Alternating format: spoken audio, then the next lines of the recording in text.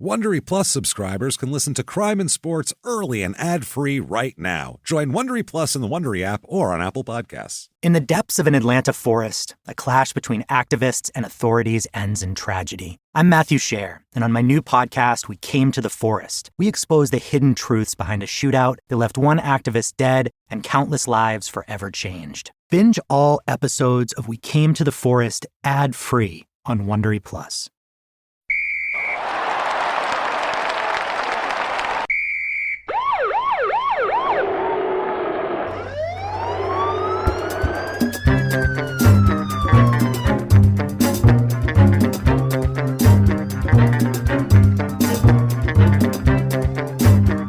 Hello, and welcome to Crime and Sports. Yay!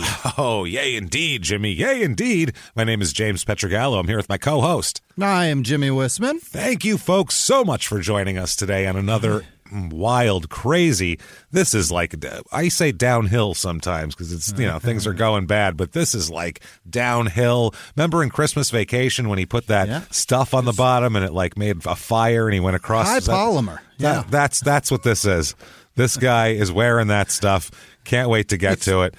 Wearing it. It's on his body and just like off. Flying through life like deep woods off. Thank you, everybody, for everything you've done for us this week and always, of course. First of all, thank you for your reviews. I told you can review on Spotify now. I just found out we're on Audible. If you have an Audible, if you listen to books, we're on there too. So you can do reviews on there. Please do that. It helps the show out immensely. So thank you so much for doing that. It'll make us visible on there, and then people will listen. So thank you so much for that. Also, head over to shutupandgivememurder.com right now for everything crime and sports and small town murder. I don't know if it was announced on Crime and Sports last week, but our Nashville show, I'm sure anyone with tickets has been notified, has been delayed until August. It's an issue with, we don't know about if, we show up. We don't know if these theaters and clubs will have staffs that night because of what's going on. So we were just advised to give a 60-day pause on everything. And a little buffer. A little buffer. Hopefully we will resume in March with Minneapolis and Chicago. That is the goal. Hopefully those will be our next two shows. And fingers crossed. We're excited to do that. So get your tickets, get your merchandise, new stuff up all the time. Anything you could possibly want. You need a mug, a shoe, a backpack. Oh, they exist. It's all there. A bath mat. That's there. A shower curtain? Why not? It's there. Get your stuff there right now. Patreon.com/crime and sports. Such good stuff this week. My goodness, couldn't be better. First of all, anybody $5 or above, you get access to everything we put out bonus-wise, including Small Town Murders bonus. You get it all. You're going to get about 4 episodes a month. Very good stuff here. First of all, for crime and sports, we have a year in sports crime where we reviewed 1995 Arrest by Arrest, and it's amazing the patterns that show. It is much deeper than you would ever expect. It's wild. So that many of our thick. So many of our alumni. It was like a reunion show. It was wild. Everybody we've ever talked about got arrested in 1995. And then for Small Town Murder, we did something very strange and awesome. We did what happened was terrible, but the way we covered it, I think, was proper. We did the John Benet Ramsey case, which has been requested a lot of us, and we really concentrated on how ridiculous that ransom note was. We have our own theories and talk about the other theories, and you need to check that out. It is insane. Find out the villain behind it all, and what they sound like and everything. You can find that and much more. A huge back catalog of everything on patreon.com/crime and sports. And you'll get a shout out at the end of the show as well. You bet. Jimmie will mess your name up terribly while trying his best to pronounce it properly. And if you just want a shout out and great karma and our undying affection, of course, you can always go to PayPal and use our email address, crimeinsports@gmail.com. Thank you for everyone that does that. And let's get it on because we have a wild, wild episode here with Mr. Larry Johnson. You know Grandmama? No, of course. That's the thing, everybody. This is not Grandmama. This is not Charlotte Hornets, gap in the front teeth. Big smile. Is this, red helmet running back? This is Kansas City Chiefs, Larry Johnson. who He was amazing. he was a great player for about 2 years. Oh boy, and yeah. Wow, he's even more prolific when it comes to hitting women. He's very and now he's even more prolific in saying insane fucking things. This guy has turned into a crazy person.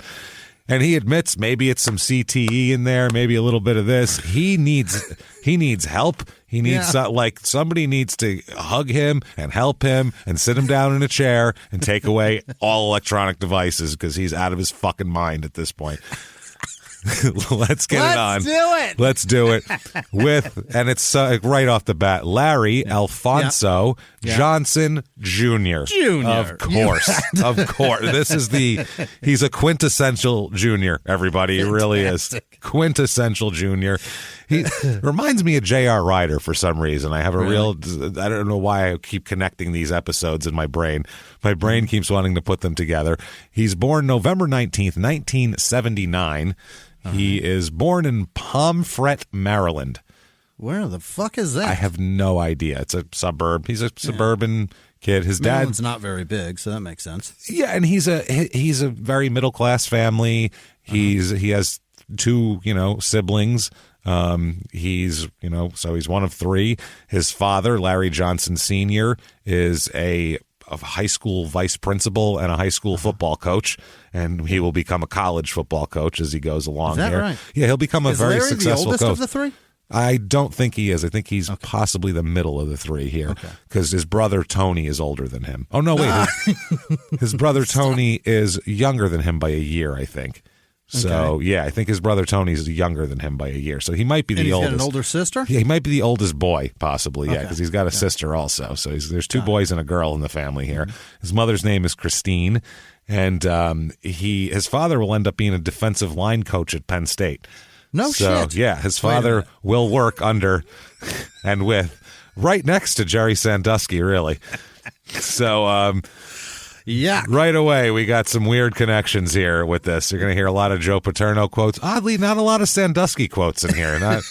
He's not quoted much in this. Well, it's hard to really apply the quotes of, let me help you off with those shorts. So much in life. Well, especially by the time Larry would be anywhere near him, he'd be way too old for old Jerry, so he's not real interested in him. So, he ends up also being a defensive line coach at Ohio State as well. So we're talking, top schools here, Penn State, Ohio State. He's, anyway, he played, Larry and his father, Larry played football as well, obviously. He was a football player. They have a very close relationship, and he's very close with his brother Tony as well. His brother Tony was also, he played for Penn State from 2000 to 2003. He was a starting wide receiver, so... His brother Tony was a good player. Not bad. Now, this is very much a Todd Marinovich situation in terms of, remember we were told he was like given a football in the crib? Birth. This on just born, newborn, still in the hospital. He came in with a Nerf football and put it on top of him. Kid can't even see yet. And he's like, here you go. Knocked it out of his hand. He's like, don't fumble, son. You have to hold on to that ball. Looking at the ball through Vaseline. It's really fucking interesting. But I mean, it was set right from the beginning here. Now, Larry Sr., in addition to being a high school coach, his coach was Herman Boone, who is the Remember the Titans, Denzel Washington and Remember the Titans. Right? Yes, so that's who his coach was.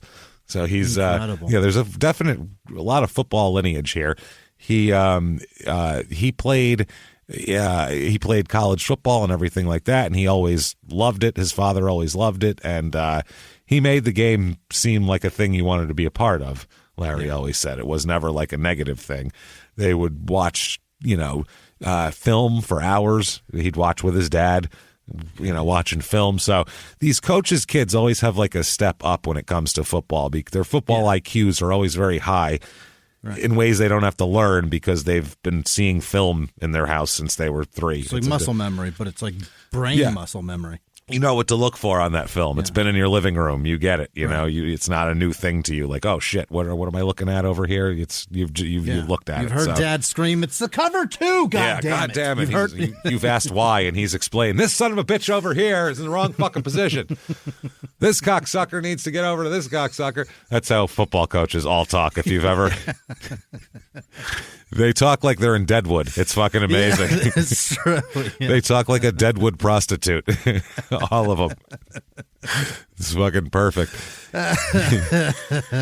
He's a shy guy. This is the thing. He's kind of a loner outside of his family, kind of a shy guy, and he had he just didn't really talk to a lot. He's a weird guy, man.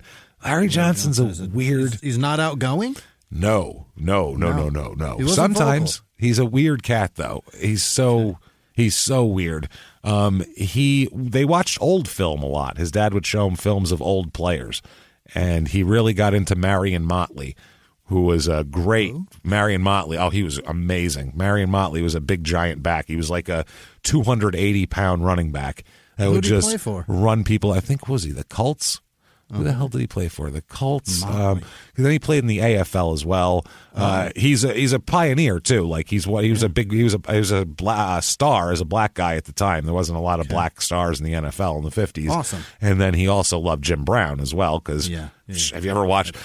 Just YouTube a film of Jim Brown running the ball. You can't not be a huge fan of him. He was incredible. He just looked like he was running with a bunch of fourth graders chasing him. He was just shoving people out of the way and twice as fast as them. So early. Yeah, he quit while he could still walk. He wanted to do things with his life, be in movies and all that shit, get arrested for doing crazy things as well.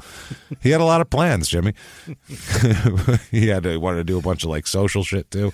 So he signed up for the 75-pound football league. So I guess not the football doesn't weigh 75 pounds. I guess the kids do. It should. He was about 7 years old here. And Larry Sr. was signed up as his coach. Larry's always his coach here. That's the thing, too. Larry's always going to be his coach. He said that he wanted to be a tailback. He liked to line up in the back and be able to see everything unfold before him and see where the holes open. And he was used to watching film, and he liked to watch things unfold. So that made sense. And as a kid, he's a big guy, a big kid. As a running back, he's a big running back. He was big as shit. He's big. He's 6'2", 240 pounds, 230 pounds. He's a big. Athletic as fuck, too. Super athletic. And that size. Can he run. He's like a Franco Harris type. He was that kind of big, bruising guy who still had athletic skills, and he's that kind of a runner. You don't see those guys a lot that are that big and have that kind of athletic ability. Willing to run like Christian Okoye, but didn't need to because he had football. He was so smart. He could watch things happen, and he would find holes, and then could he run? Jesus. He looks for He looks for ways to damage his brain. Is the way he plays football. Where he could make a guy miss, but instead he puts his head down and knocks into him to knock him over, which is they talk about it. He does this from the time he's a little kid. Like it's just what he does. So. That's not good for you. It's not good for you. And remember that later on when we're telling you some of the crazy shit he's been tweeting and saying. And they gave this man a podcast. Not they. That's the problem with podcasts is anybody can have a podcast. I know that's pretty remarkable coming from us, two guys who just put a podcast out. But we have we try very hard to put out a professional product, and there's research, and we know what we're doing, and we have minimal broadcasting abilities at least. But we also have interest in what we're doing and passion for the whole project. That's what I'm saying. There's a consistency to it. Anybody can just put a goddamn podcast out, and including brain-damaged crazy people. So he, during one day... And Larry Johnson. And then including... So... During a scrimmage one day, he was carrying the ball near the sideline, and he got hit real hard and didn't like it. He got knocked over. He was over by his dad, and he told his dad, I don't want to play anymore. I changed my mind. All I've been doing is watching football films and dreaming about football, but I didn't realize that that's what it felt like to get fucking walloped. That hurt. I don't want to play anymore. So that's his dad was like, all right, well, sit on the bench then. He told him, I promise you'll be all right. You know, you feel a little stung now, but you'll be okay. And it's just your first concussion. Don't worry about it, young man. There'll be plenty of those. Be plenty of those where that comes from, mister. Yeah. So later on in the game, Larry asked to be put back in the game. And he ended up, from what everybody said, from what his dad said, is the play was supposed to be a sweep, which is a run to one side or the other. And instead, he took it up the middle because he saw right at the guy who hit him instead. So he basically chased the guy who hit him and fucking rammed into him and knocked him over. On the next play. When he got put back in. When he got back in. A quarter later, yeah. He got revenge. Yeah, he ran him over and scored. Okay. And, he was, he said, quote, his dad said it was the first sign of that determination that he liked to, he said he ran angry. Everybody says that. He runs angry. Well, which is fine. That's one way of thinking about it. Another is vendetta. Vendetta, and another is, hey, save your fucking brain. Right. Like, all the, Emmitt Smith, who I can't stand as a player, but I mean, he's the all-time rushing leader. Yeah. He never tried to hit anybody on purpose because that would hurt his body. Yeah. And he tried to make you hit him as little as possible. Every hit that ever was on him, no one ever hit him hard because he'd slide. He'd do that little. He was smart. He was never like, you hit me, I'll hit you back. He was like, I'll make you use that energy going this way. Like he was doing. That was. He smart. Ran like it hurt to get hit. Yeah, like a smart person. That's why he played for 20 years or some shit, because otherwise running backs are done in 6 years. Like and he can our still friend walk here. And talk. He can do anything he wants, whereas this guy had played 7 years and is now ranting and raving about crazy conspiracies on a podcast. He's crazy. So they got a job. Apparently, his father, when he's a teenager, gets a job at Penn State, coaching the defensive line for Joe Paterno for a national powerhouse. In the thick of it. So that's a big deal. And he, they moved out to, what is it, State College out there. It's a rural area. Penn State's the only thing really. Central Penn, PA, is that where it is? Where the hell is Penn State? I think it's more Western PA. Is it? But in Western Central, yeah, because like in Philly they don't give a shit about it, but in like Scranton all they give a shit about is like, but then again that's like Eastern Pennsylvania, so maybe it's over there. I don't even remember. Isn't that weird? I have no idea. I don't remember exactly where it is. Pennsylvania, it's, it's all one big picture a bunch of Amish country and then put a college in the middle of it somewhere and it's there. That's Pennsylvania. I don't know what else to tell you. It's somewhere between Pittsburgh and Philly. It's somewhere between the coal mines and Amish country. I'm not positive where. But it's a pretty area, green and beautiful and snowy, which, Maryland, it snows, but not like it does in Pennsylvania. Pennsylvania is a snowy place. So he has to start all over with his football rep, and he hates that. One of his high school coaches said Larry had to prove himself again, and he found that difficult. He said, quote, he was going to be the man at his old high school, but he came here, and who's Larry Johnson? It was difficult. Where he came from, Maryland, there were many, many, many more black people. Okay. Three manys.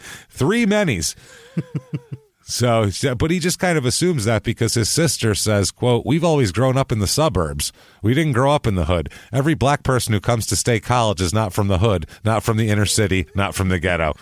He's like, don't judge us, assholes. She was like, that's ridiculous. That's crazy. So he said that his dad, the way he puts it is he was always watching for people to try to fuck him over, Larry was. And he said he thinks he got that from his dad being a football coach, and also he said his dad grew up in the South, and he said so there were certain things his dad told him ways to act that were kind of from a time past that he was like, but he took them in as a thing. He said his dad told him, quote, when you walk in, walk slow. I don't know what the reason for that. Yeah, when you walk in, walk slow. And he said that's what he told him about football practice. Make it look like that. You'll look a lot faster when you're running then and shit like that. Like he had little tips for him to go on here. He said the first few months of practice there, this wasn't his dad, which he's used to having his dad as his coach. And, he's not the starting running back. and he's going to be the big star. There's another guy who's the starting running back, and this guy said, quote, this is later on, after I've watched him at Penn State and watched what he's doing now, sometimes I wonder, should I have even been there? Like, why was I even on the team? This guy was much better. So much better than me. Because this guy's an officer in the U.S. Navy, the first-string running back, which is fine, but he wasn't, a running back for the Kansas City Chiefs. That's a different or it's a different any other job. NFL team. It's a different job a little bit. So Larry didn't like that. He thought of it as like, I'm the most talented guy here, so I should be the starter. Right. And they on that team was a pay your dues kind of a earn kind your of a keep. thing. Yeah, You had to pay your dues and all that sort of shit. So he thought it was bullshit, and he couldn't figure out why someone who was obviously shittier than him was starting in front of him. So he would get mad and angry at all of that, which I get that as you're 16 years old and you're like, I could run circles around this guy and he's starting. This is bullshit. So Larry Sr., he says nothing has ever come easy for him. That's kind of been his trail. It's been the same story for him. So he's always angry and trying to prove himself and everything like that. He finally gets a start. It's his fourth game in high school here at the new school. Gets a start and has over 200 yards running. So in the first game. Yeah. So I was like, see? Look at me. I'm a man. These are children. I will run them over. I run people over on purpose. There's something to be said, too, for earning it and living. Maybe not, because it doesn't matter to him. No. He's on this show, so we know it didn't work out the way it should have. None of this, maybe I don't think this didn't build character as intended, no. I don't think. Which is the whole purpose. It did. Football is a weird sport, and all the good coaches, all of them, have going back to, people think of like Vince Lombardi, and you think of like he has a very regimented thing and treats everybody the same. He absolutely doesn't treat everybody the same. And no good coach in history has ever treated every player the same. Because if you have 50 guys, they're not all the same. No. Especially different positions. A quarterback is a lot different than a linebacker. Like they have different mindset. How aggressiveness and things like that. It's just a different game. So you got to have the different. linebacker on edge, whereas keep that punter calm as fuck. Yeah, that's exactly right. Keep your quarterback at an even keel, but keep him also looking over his shoulder so he's not too fucking comfortable. But keep his eye on the clock so he knows what the fuck to do. The kicker can be anything. Yeah. It can be wily or calm. Whatever makes you kick that fucking ball straight, do that. I don't give a shit. That's what I mean. They hang out by themselves over there, and you do whatever you got to do. I don't care. I don't know what the fuck they're doing mescaline over there, I think. I don't know. Who cares? He's like 8 for 8 on field goals this year. I can give a fuck that he's snorting poppers. If mescaline makes that work for him, then great. Give him mushrooms. Who has mushrooms? But like in baseball, they say the job is the job of a manager, because in the game, there isn't a whole lot of decisions to make. Here's your starter. Here's your lineup. And for the first 5 innings or so, before you start going to bullpens and shit, there's no decisions to make other than shade that guy, tell him to shade over more to the right. Who gives a shit? Any coach could do that. It's not a genius manager move. I mean, there's late in the game, there's switches and moves you can make, but it's game management to do. The game is 95% managing the personality of 25 guys on your fucking team and managing this as a roving circus act that that doesn't implode on itself, and everybody's and the same thing with football. Have to treat everybody differently. You just have to, and it's hard if a lot of times the lower level coaches don't really do that, or they'll just treat, like if they have one star, they'll treat them above everybody else. Everybody else gets treated the same. So he said that he got a lot of intensity on the field, but he brought that intensity off the field too, which was a problem for him. Everybody handled him different. His one coach said, I think with Larry, he's always been a complex individual. You had to treat him differently. He's not the person you get in his face and challenge him. You would never want to call Larry out in front of a crowd. Yeah. It's not going to do any good. You might feel better, but it's not, you're not going to get production out of him now. Exactly. So you're fucking it up. He said that he never wanted to sit out again. He hated being on the bench. And his high school coach, or his high school teammate, one of them said, he's always been angry on the field, which is what made him so good. He's always had something scratching at him. I guess that's his brain on the inside of his skull. That's the problem. It's pushed up against it a little too much, I think. Yeah. So he refused to do in practice, like you're supposed to run. A lot of times they'll be like, we're running this at 70% or 50%. Yeah. Don't hit as hard. Don't run full speed. We're just kind of, it's a walkthrough kind of a thing. Yeah. And they said that he would never do the drills at the slower speed. He would do them full force and knock the shit out of people who were trying to do like a walkthrough. So he finally the coach had to tell the defensive backs, just get out of his way if he starts running at you. Just don't bother. We're in a scrimmage. What the fuck? I'm not going to have you injured. I'm not going to have you injured because this guy's a fucking psycho. One of his teammates said, quote, "You freeze up when he's running at you." He said, "He's one of the only people I've ever seen that runs right at you. He always runs you over. That's what happened every single time. I never tackled him once." Fascinating. So and he tries to keep doing that in the NFL, which is a different ball game. That'll wear you the fuck down. It's kind of a dick move, really. I wouldn't see that as a positive thing ever if I was a teammate of his. You know what I mean? No, in college you're hurting your teammates. That's yeah. Who's to say that doesn't cause one of his linemen downfield to accidentally muff a block? You know what I mean? This is for that time that you blasted me in practice. Oh, it's a fact, dude. It causes a lot of anger at him. There's a lot of people on the team that are mad at him. But in the NFL, the problem is if you blow that block later on in practice that week and when they're going over film, they're going to fucking rewind it and play it 12 times and everyone's going to make fun of you and the coach is going to say what a fucking asshole you are for missing that block. So you're going to have to eat that at some point. You don't never get away with that shit. Larry wanted to go to North Carolina. Is that right? That was his first choice, but he chose because his dad's a coach at Penn State. Yeah, I don't think he wanted to make his dad look like an asshole. If Joe Paterno wanted him and he couldn't even get his coach's own kid, he would have, he's like, come on, Larry, you got to help me out and just go here, man. Especially if he's a prospect and can go to a Division I school, you go to the one that your dad's at. And he's only been there like 2 seasons. Like I'm not on solid ground here. I mean, and who's not to say that the college didn't pick up Senior because of Junior to try to entice Junior to come there too? You never know. That might have been a possible part of it. Yeah. And you're sitting there going, hey, please help me out. They might be hard on coaches. I mean, it's not like I diddled kids here. I've had bad, my kid didn't go here. It's way different. We can get this amazing head coach out of Arkansas at some high school there, or we could get this coach, and in 2 years we can get his fucking kid here who's a great running back. That's a hell of a sale. Maybe get his giant kid. Right. So he goes to Penn State, and he said that he always saw John Cappelletti's Heisman Trophy there, the Heisman Trophy from an old player.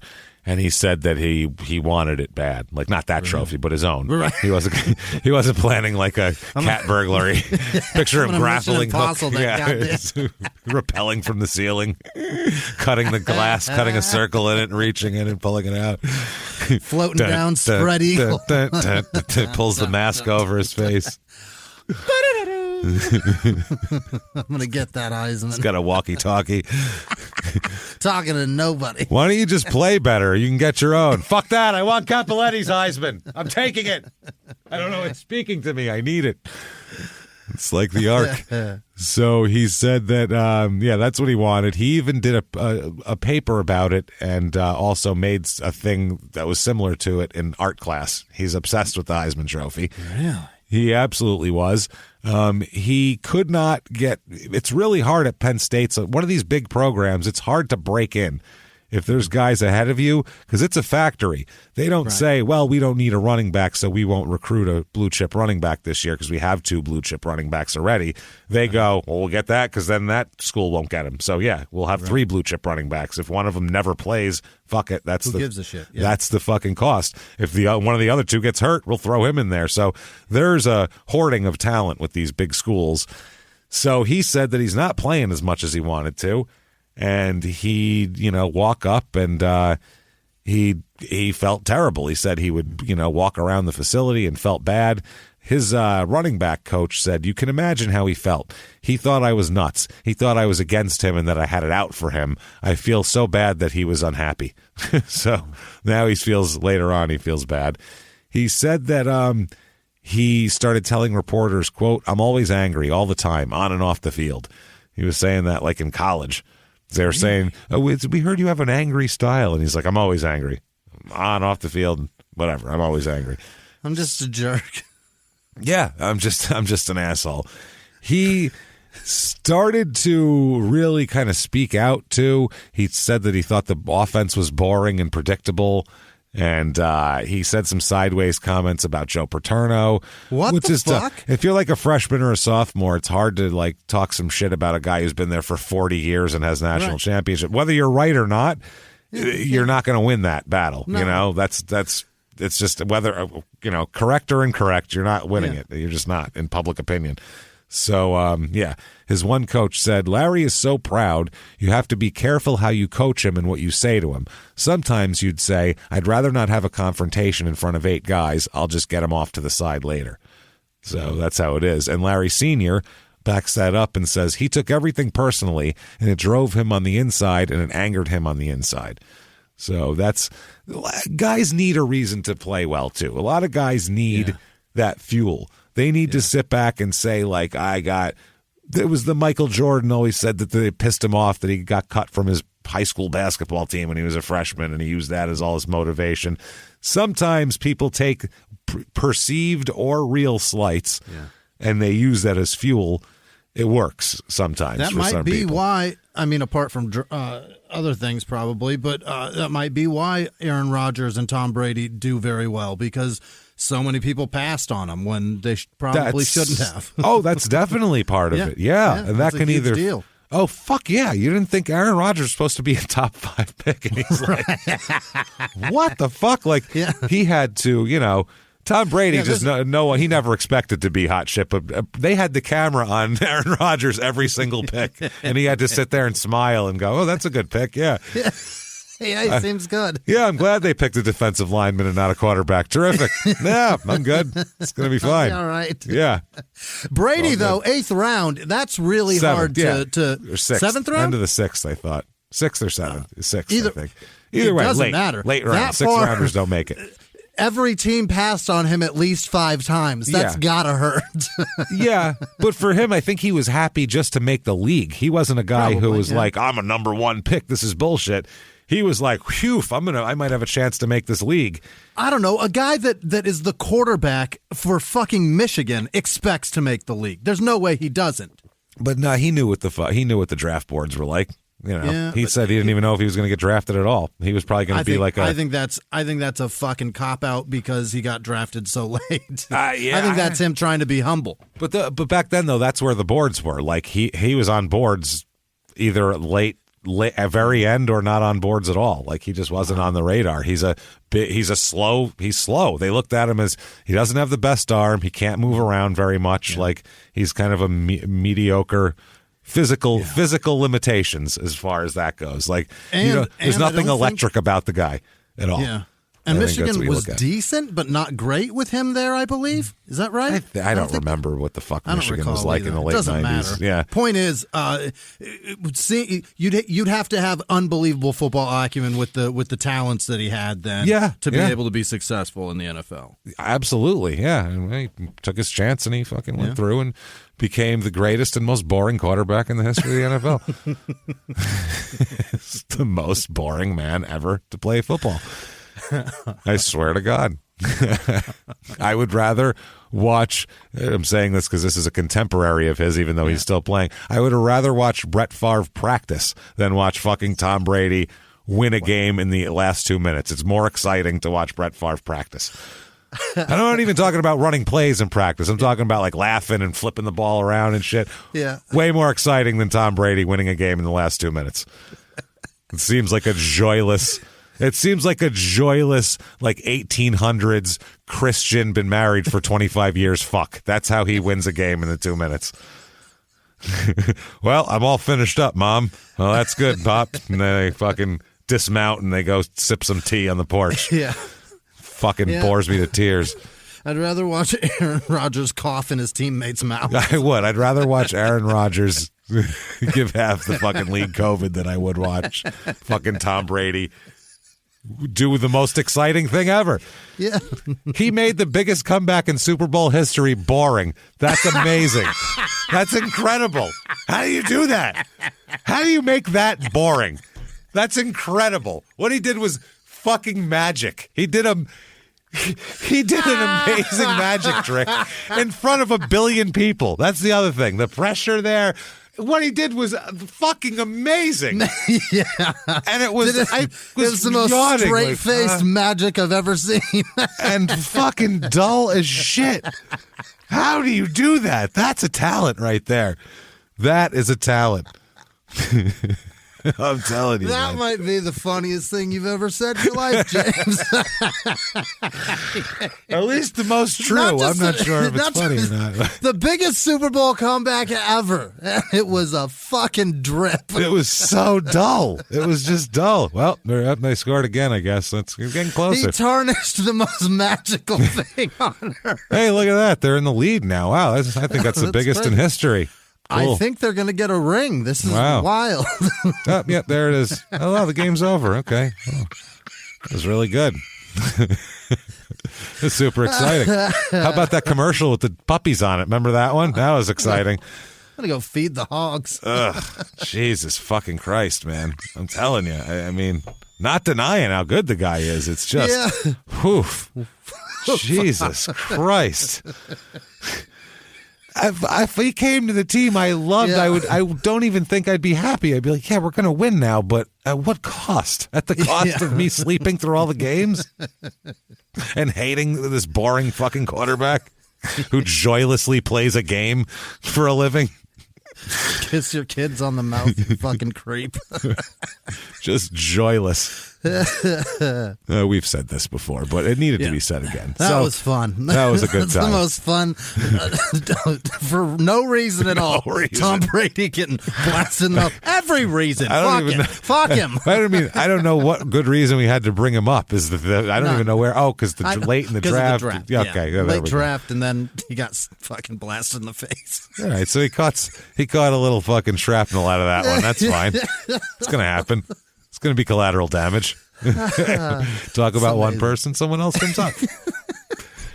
That's what happens. So it's a conversation. It's a conversation. In the 1980s, a rosé swept the country. Hey, Mike, I really like this White Zinfandel. Well, good. Now put it down. I'm going to try another one. White Zin became America's top-selling wine. But most don't know that this sweet drink has a sour history. What began in 1986 with counterfeit bottles. A big fraud, a multi-million-dollar fraud. Sent investigators chasing one of the most powerful families in the business, the Licciardis. But the closer the feds got to them, the more dangerous things became. It's a story of deceit. At the time, I was paranoid. Threats. You touch my kids, I will kill you. And murder. With a .22 caliber bullet to the head. What started with a scheme to mislabel wine spilled into a blood-soaked battle for succession. Welcome to Bloodvines. You can binge listen to Bloodvines exclusively and ad-free on Wondery Plus. Join Wondery Plus in the Wondery app, Apple Podcasts, or Spotify. Behind the closed doors of government offices and military compounds, there are hidden stories and buried secrets from the darkest corners of history. From covert experiments pushing the boundaries of science to operations so secretive they were barely whispered about. Each week, on Redacted, Declassified Mysteries, we pull back the curtain on these hidden histories. 100% true and verifiable stories that expose the shadowy underbelly of power. Consider Operation Paperclip, where former Nazi scientists were brought to America after World War II, not as prisoners, but as assets to advance U.S. intelligence during the Cold War. These aren't just old conspiracy theories. They're thoroughly investigated accounts that reveal the uncomfortable truths still shaping our world today. The stories are real. The secrets are shocking. Follow Redacted, Declassified Mysteries on the Wondery app or wherever you get your podcasts. You can listen to Redacted early and ad-free right now on Wondery Plus. So 1999, Penn State was 10-3. So they finished 11th in the AP poll. So not bad. Wow. It's a good season. Yeah. They go all the way to the Alamo Bowl. You bet. Yay, the Alamo Bowl, right? where they play. I'm sure it is. It better be. What the fuck? If it's anywhere else, what are we doing here? It's sponsored by Alamo Rental Car. Yeah. Well, I'm sure it is sponsored by Alamo Rental Car. Is that why it is? Yeah, absolutely. Oh, okay. Yeah, because they have the Hertz rent, they have the budget rent-a-car game. All the rental cars have their own bowl. Really? Fuck yeah. They did at one point. Absurd. I don't know if they do now, but at this point they did. So yeah, the Alamo Bowl is probably in, Topeka, Kansas or something. Yeah. It's in Bellevue, Washington. Great. Why? Who knows? So they play Texas A&M and beat the shit out of them 24-0. So Wow. So they blank Texas A&M, possibly in their own home state. We're not sure. Maybe. So maybe in their own home state. Could have been in Hawaii.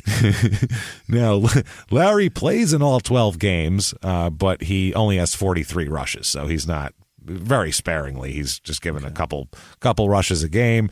With a good team like this, maybe at the end of the game, when they're blowing somebody out, when they're blowing out some college you've never heard of, some Division II school or some shit, you throw him in there.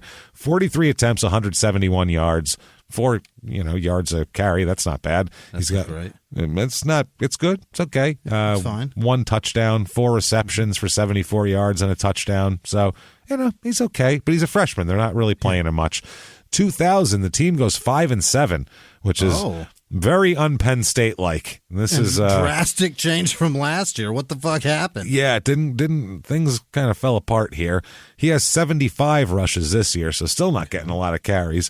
358 yards for 4.8 a carry, which is goddamn good here. Yeah. 3 touchdowns, also 9 receptions and a touchdown. So they're bringing him in very slowly, and that's these big programs. You got to hope somebody in front of you dies, or else you're not getting fucking playing time. So 2001, they go 5-6. Again, not good. Larry says he starts to begin to experience symptoms of depression in college also. Really? And he the way he put it later on, he would seek to prove how tough he was by starting fights in nightclubs and, treating women poorly and things of that nature. That was his way of showing that he was tough. Why'd you hit me? Because I know I'm good at football. Because I'm good at football. Because I think that people think I'm a pussy even though they're terrified of me. That's why. You understand now? That's right. I just wanted a Jack and Coke. I don't know what happened. The hell is this guy talking about? I have no clue what he's talking about. He said that he would try to numb himself with alcohol, which, as we all know, when you're fighting depression, that'll make you feel good for a minute, but it's not going to work in the long run. It's not a positive long-term solution. Is what we're getting at here at all. So but in his junior year, he only has 71 attempts, so he's less than his sophomore year. Oh no, it's about the same. 4.7 a carry, 2 touchdowns, 11 catches, 2 touchdowns. So they're not letting him play much. But then his senior year comes, and he is, as said on the In-Betweeners, frothing at the gash to get in there and start. He wants it bad. I love that phrase. It's just so ridiculous. It's so disgusting that it's hilarious. It's just so unnecessarily disgusting. Both those words are terrible, and it's just hilarious. He's into it, though. So this year they finished 9-4, the team, so kind of got back into it a little bit. 16th in the final poll. They also go to the Capital One Bowl. Oh boy, where they play Auburn. So that's a big game, Penn State Auburn, and they lose 13-9, which sounds really boring. That's a boring game. That is 5 field goals. A lot of incomplete passes. Yeah. I'm hoping at least it was a touchdown and a missed extra point, to get to 13, and maybe one to get to 9 too. I'm not sure. Fingers crossed. So they said that he people when he started, starting, the opponents wouldn't even talk trash to him before the games. Like they would talk trash to everybody else and leave Larry the fuck alone. His one teammate said his eyes were that scary. He looked like he wanted to fuck you up. Not that they weren't threatened, but they were actually threatened. They were threatened to him. Both physically and football-wise with him. Yeah. They were like, oh, shit, he's going to kick our asses, and also he's going to beat me up at the same time. This is frightening. He's a big guy running right at you here. So he was mad They were up 19-0 against Northwestern, and they took him out. Northwestern is not a football school, as you might know. That's like a good school. It's like a smart mathlete school. It's like a math school. It's not a school where giant guys run each other over. Right. So it's more of a geography B school. Yeah, and he was mad because they took him out of the game to let younger players play, whatever. They don't need him. They don't want him to get hurt. And he said, I wanted to get mine after the last 3 or 4 years. He was like, he wanted to play more today because he didn't get to play last year. Yeah. So that doesn't matter anymore. This is the mentality, though. By the end of the year, as we'll talk about it, he really he was stacking it up. He would plow right into people, by the way, still trying to run people, puts his head down and fucking knocks right into everybody. So he's not a smart way to run here. He said, Paterno, though, said he smiled when he thought about Johnson trying to run people over and destroy them. He loved it. He said it was like he said that he thought it was like Larry proving he was tougher than where he was from in the suburbs there.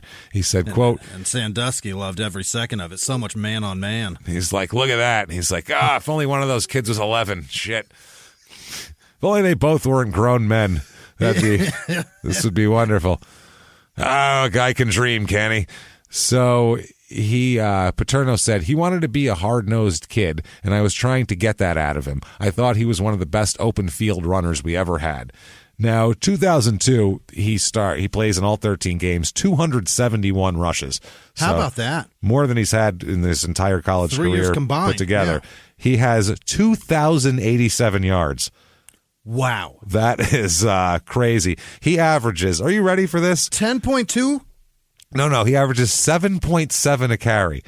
Wow. That's obscene. In the NFL, 4 is pretty good. 4.2, 4.3, you're killing it. 7.7 is, there's no reason to do any other play mathematically. You just give if you give him the ball 3 times, he's getting 10 yards, period. Like, that's definitely happening. You give him the ball 2 times, that's a first down. I mean, even if they guess the play and stuff him on one of them, he's going to get it the next time. Like, that's crazy. 20 touchdowns also. Unbelievable. Also 41 receptions for 349 yards and 3 touchdowns. So I don't think I knew he was that dominant in his senior year. He broke the single game rushing record for the school 3 different times that year. He broke it. Broke his own twice. Broke it, set it, broke his own, set a new one, broke his own, set a new one. That's unbelievable. Impressive. He wins the Maxwell Award, the Walter Camp Award, the Doak Walker Award. He's a unanimous All-American and first team All-Big Ten.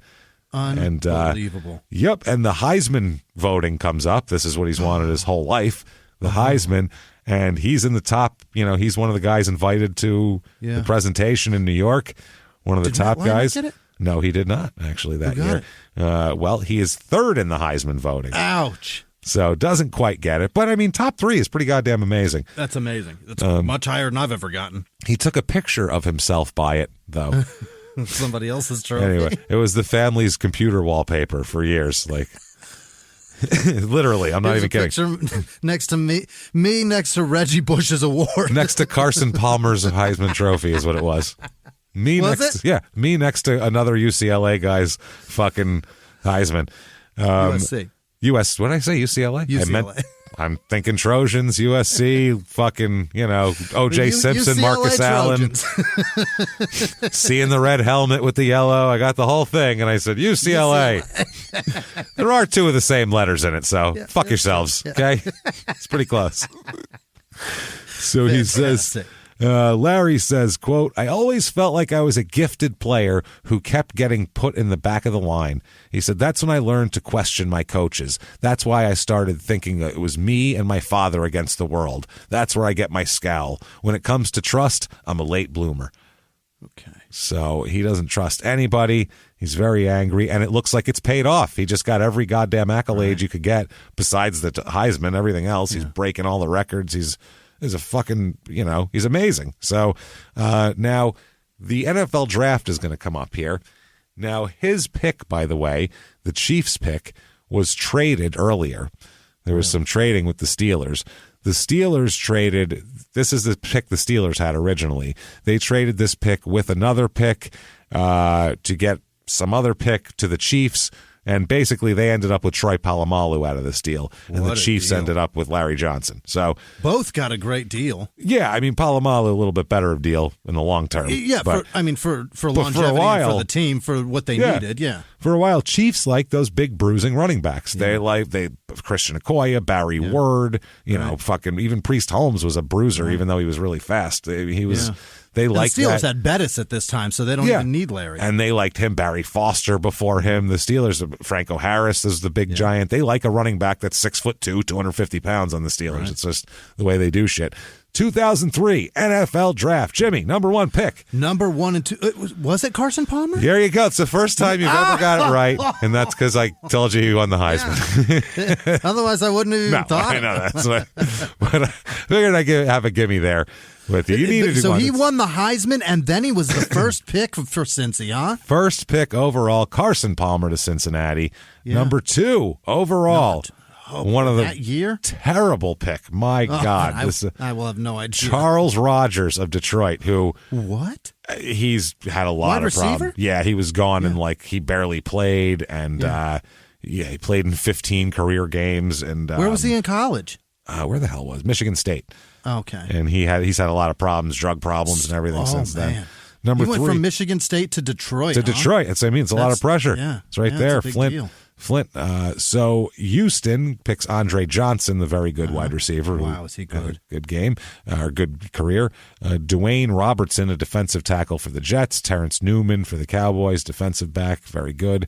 New Orleans picks a defensive tackle. Byron Leftwich to the Jacksonville Jaguars. Wow. You have number 10 overall, Terrell Suggs, who will definitely have his own episode. He's gotten arrested a lot. He's a pretty bad man. Oh, yeah. Marcus Trufant, Ty Warren, Michael Haynes, Troy Polamalu, 16, like we said, Calvin Pace there, Kyle Bowler, Jesus Christ. Wow. That's no good. Rex Grossman, number 22 overall, Dallas Clark, Willis McGahee. Willis Clark. Wait, Willis Clark. Dallas Clark, tight end. He was great. Very good. Rex Grossman, not very good. No. And then finally, number 27 on the first round, the Chiefs pick up Larry Johnson there right before Andre Wilfork, the defensive back. And the Patriots. Yeah. Oh, Asmaga was there too, defensive back. So interesting. Anyway, 2003, he's on Kansas City. This is a very good team. They have Priest Holmes at the top of his game, by the way. Yeah. So Priest Holmes this year had 1,420 yards and 27 touchdowns. My God. So that was when he set, I think it was a record for running back touchdowns that year. Yeah. So anybody with him on their fantasy team that year, they were sitting so pretty. What was great about him was that he was an awesome runner, obviously, but he would run out in the flat and catch dump-offs and go for fucking 30 yards. Yeah, the guy he was great. Incredible. He was great. Yeah, he averaged 9.3 yards a reception in his career. And I Not hated bad. every fucking one of them. Yep. Trent Green was the quarterback. Yeah. Tony Richardson was their fullback. That was an interesting team. Tony Gonzalez at tight end. What they don't, Dante Hall, the little punt returner. What they don't need, though, is another running back. Right. Is the difference. But they're stacking talent. The team goes 13-3 that year. I bet they did. Not too bad. Lost in the playoffs. They lost to Indianapolis in the first round, 38-31. So that's one of those whoops. Tough under Dick Vermeil there. Now, Larry didn't really play very much this year, like we said. He's kind of has some problems. He plays in 6 games, only doesn't start anything. Only has 20 rushes for 85 yards. So not really doing much, and he's had some interesting problems here. He said that he's learned a lot of self-awareness this season, and his 4 years in college have taught him a lot of self-awareness. A little introspective? A little introspective. His father says, quote, Larry understands failure. He understands that to get to the top, you've got to fall to the bottom. Every time he's climbed to the top, there's always been a mountain a little higher. That's everywhere. That's everything. Welcome to life. Welcome. Yeah, you just described life. Every time you think you're like, oh, finally, we're at the end of the range. Oh, fuck. God damn it. It goes on so much farther. Fuck it, let's eat each other. Fuck it. We'll set up camp and draw straws, and whoever fucking loses, we're eating your ass. I'm sorry. I've had it with this shit. That's how the Donner Party happens. So that's life. Yeah. The life is the Donner Party. There's another mountain, and then you eat some guy from church. That's how it works. That's life, everybody. So he said that he watched he would be watching the games from the sidelines here. He said that his family would come into town to go to the games, and he was like, he didn't even know what to say about them because he didn't play at all. He barely had any rushes. If he got in for one play, he would be like, yeah, big deal. He said usually, like for college, they used to watch the highlights after the game, like together, the family and all that. But he said it was pointless now because you weren't going to see him in there.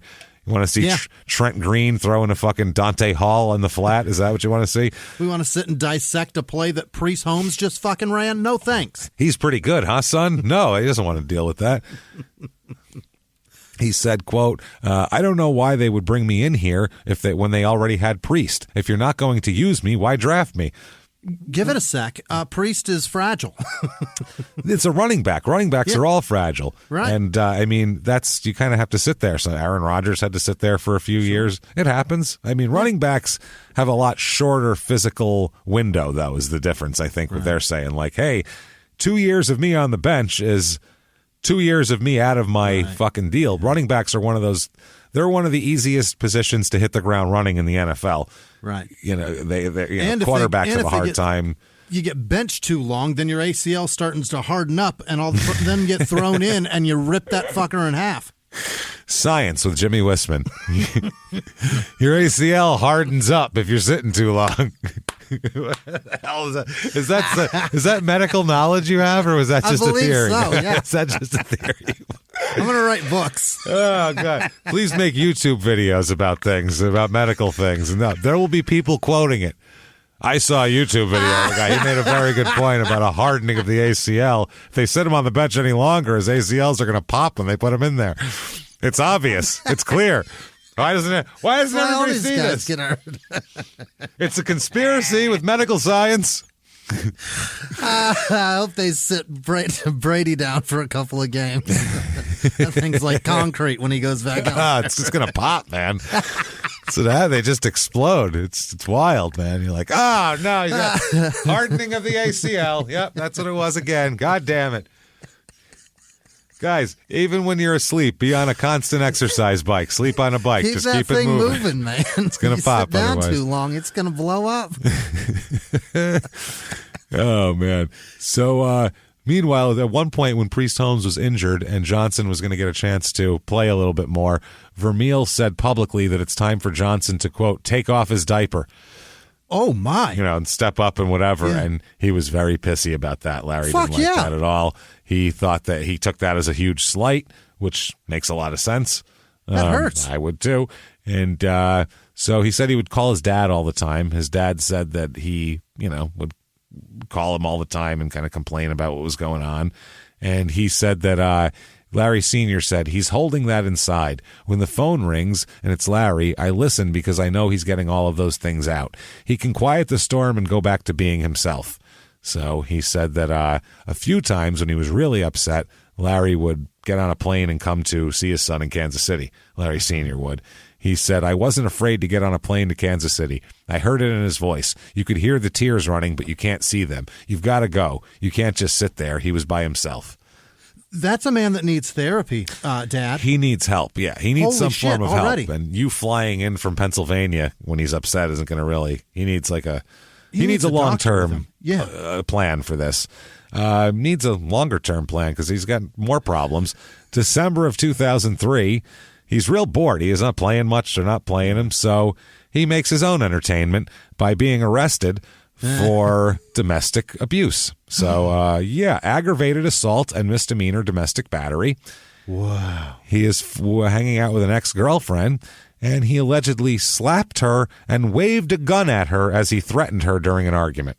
Oh, Larry. You can't do either of those things. No. They're both bad.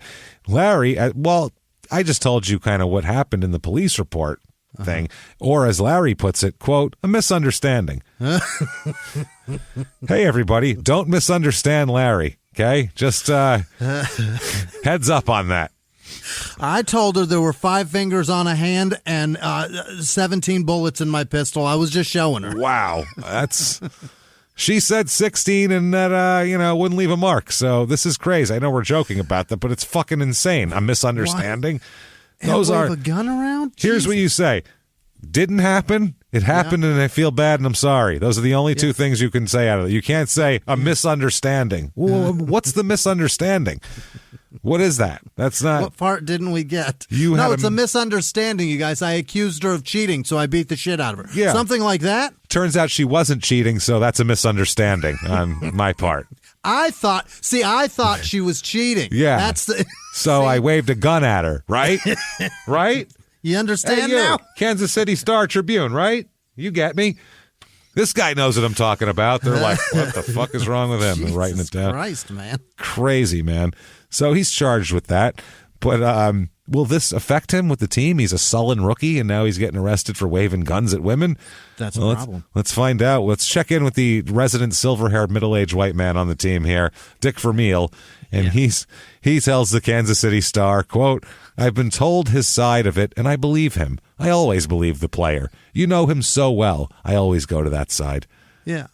Yeah, that's called exactly what the fuck we just were talking about. You could win silver-haired middle-aged white man of the year with a fucking quote like that. And you know what? The Scummies are coming up very soon, by the way. The Scummies are going to be at the beginning of February, so get ready for... List. He's on that quote. I always believe the player. It's hard not to be. I always go to that side. Well, you're crazy because we've done this show. You haven't heard 285 fucking episodes of the show before this one, have you, Dick? Good Lord. So anyway, 2003, like we said, doesn't play very much. 85 yards. So 2004, he has to go to court for his incident here. Uh-huh. And he must perform community service and attend anger management courses. And then if he does, no, on the outside. And if he does that, prosecutors agree to drop the charges. So it's a diversion program, basically. And he must also stay out of trouble for 2 years, and then they'll drop the charges. This is the prosecutor, quote, we try to look at the case on its merits without looking at who did it. While we certainly don't want to give professional athletes a break, we wouldn't want that we wouldn't give someone else. We don't want to treat them harder either. Yeah. Oh, yeah, wouldn't want to possibly do that. Give him a chance. Oh, come on. Jesus, this guy, I think he's good now. I think this will he's learned his lesson. It was just a misunderstanding, apparently. The man waved a gun at a woman. He's clearly...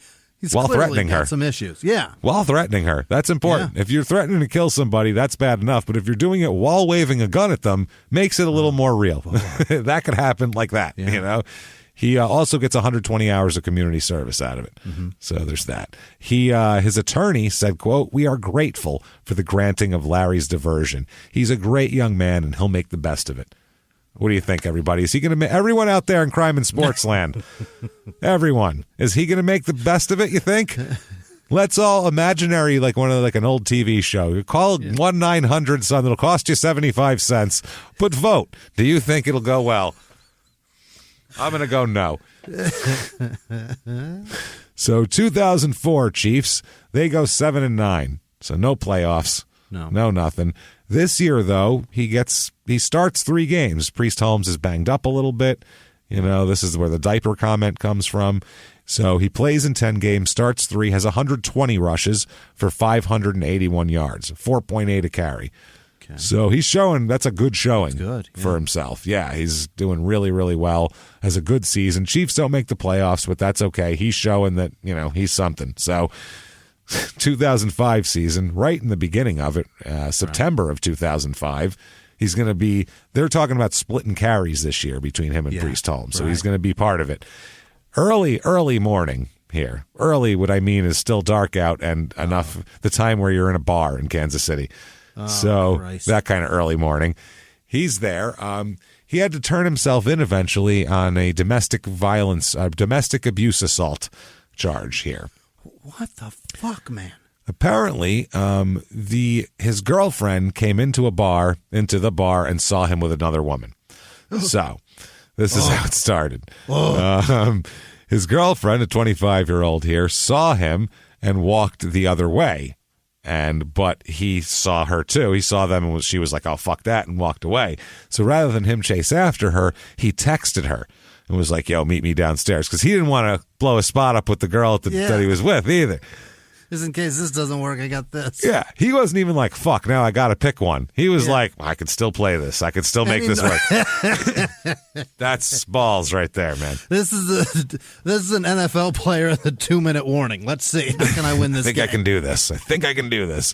So he texted her on her phone, asked her to meet him downstairs. Yeah. Once he got there, he grabbed her by the arm and pulled her to the front door, where he then asked the manager to make her leave. He was like holding her, going, make this bitch leave. And the manager said, I can't. She's not doing anything wrong. As a matter of fact, you're holding her by the arm violently. Let go. I think she'll leave. I think, yeah. So the manager said no. And the manager then said that Johnson became irate after at that point, the girl he was with had wandered down to see what was going on. So then the two women started arguing with each other. Oh, God. So once they start arguing with each other, he then grabs his girlfriend by the shoulders and shoves her, causing her to fall down. Oh, you can't do that, He man. shoved a woman to the floor in the middle of a fucking nightclub when they were arguing. Can't do any of that stuff. No. So, can't do any of that stuff. So this looks bad for him. PR is bad. But a couple days later, his girlfriend calls the Kansas City Star and says the police report's all wrong. He didn't push me. There was also an accusation that he dragged her a little bit too at one point. No pushing, no dragging. She said that she didn't want him arrested, and she just, when the cops got there, she said, I don't even want him arrested. I just want the incident documented. And they're like, yeah, we do that with arrests. That's how domestic violence works. We document them by taking someone to jail, usually. Right. We don't just write it down.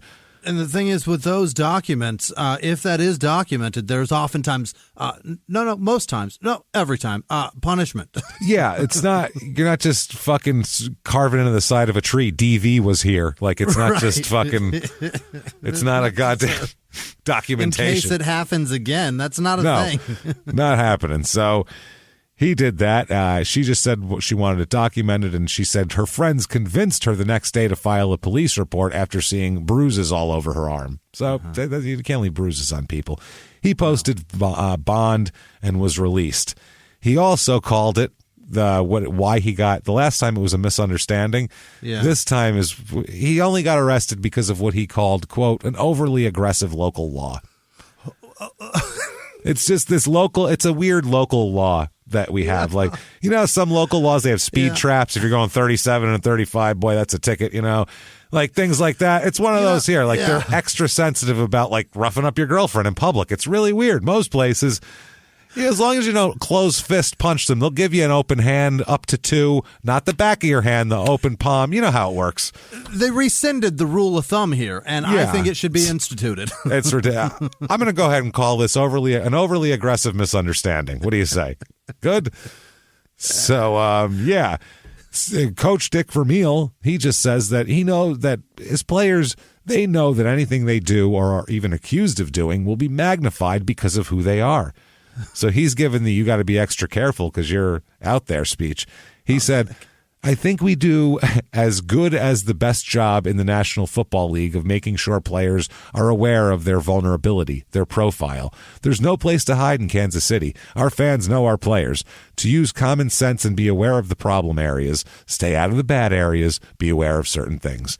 Don't be seen doing it, is what he's saying. Yeah, what he's like, dick. Stay out of nightclubs. If you're going to rough your wife up, your girlfriend, do it at home, nice and calm. They know who you are. Don't hit them where they can see you. Wow, you Silver. Dummy. Dick, you're just ticking your way up to the fucking top of the list here for this award. Dick's going home with a trophy this year. I really feel like it. Is Dick the one that said playoffs? Is that him? Playoffs? No, that's Jim Mora.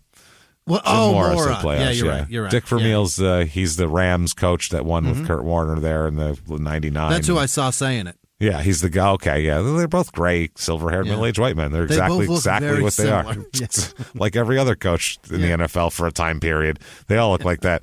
So he, just the same guy cloned and given different jobs. So he said, Vermeil also said, this incident would not affect Johnson's standing with the team. That's absolutely not. We encourage this sort of behavior here in Kansas City.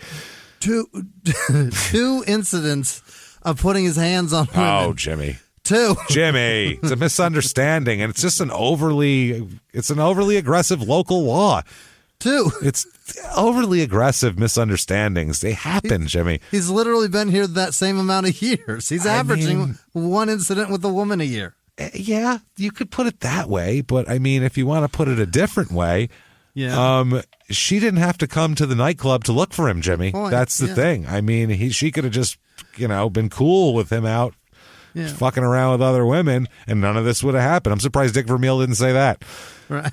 I mean, he was trying to give her an autograph with his dick on her tonsils, and his girlfriend got upset. What is that? He's out blowing off steam. I think we got to let our players blow off steam.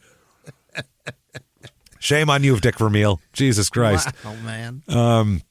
The case eventually is ultimately dropped after the girlfriend refuses to appear in court for 3 different hearings. So, wow. She won't come and bear witness, so there's no. And this is 2005 when cameras are not fucking everywhere. Yeah, they're not so. Nowadays, anytime you see a Kansas City Chiefs running back arguing with 2 girls and they're fighting each other and he's grabbing one of them, there's a lot of people filming that. There would have been a camera on the bar watching the fight, and then there would be a camera at the door watching it at the fucking front entrance as well. And the one on the outside as he stomps out all mad. Right. And then the one in the elevator of her drilling her.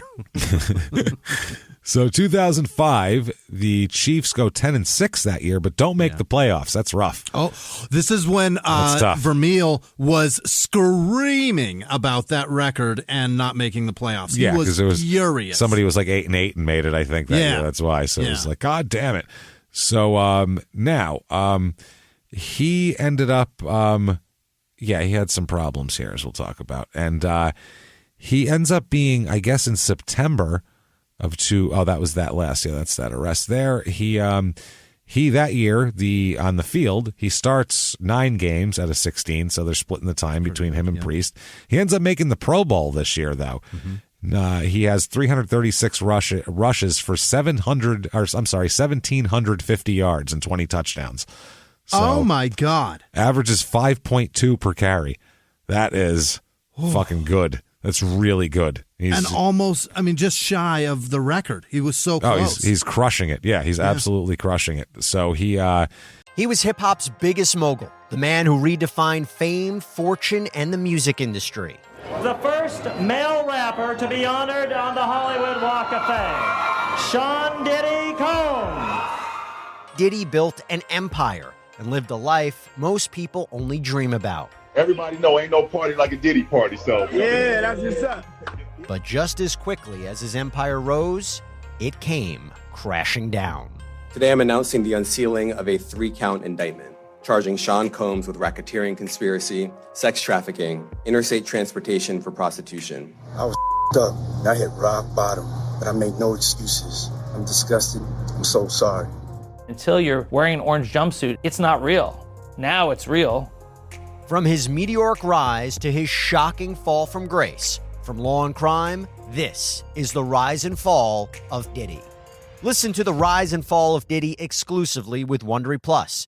Have you ever gotten a message out of the blue? Maybe you ignore them, or maybe you end up in conversation. Maybe they tell you about an amazing offer.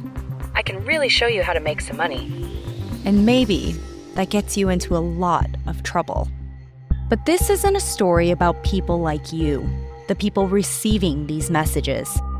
This is a story about the people behind the messages, on the other end of the line. Thousands of them, working in a micro-city built for scammers. From Wondery, the makers of Dr. Death and Kill List, comes Scam Factory, a new series about survival at the expense of others. Follow Scam Factory on the Wondery app or wherever you get your podcasts. You can listen to Scam Factory early and ad-free right now by joining Wondery Plus in the Wondery app or on Apple Podcasts.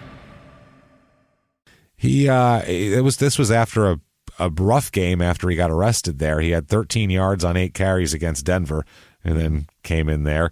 His brother at that point, Tony, moved from Pennsylvania to Kansas City to hang out with him. And he said, his sister Teresa said, quote, "He's himself when Tony's around. He's at home. He's not on edge." So he calms him down. He's the Larry Johnson whisperer. He's going to calm him down a little bit.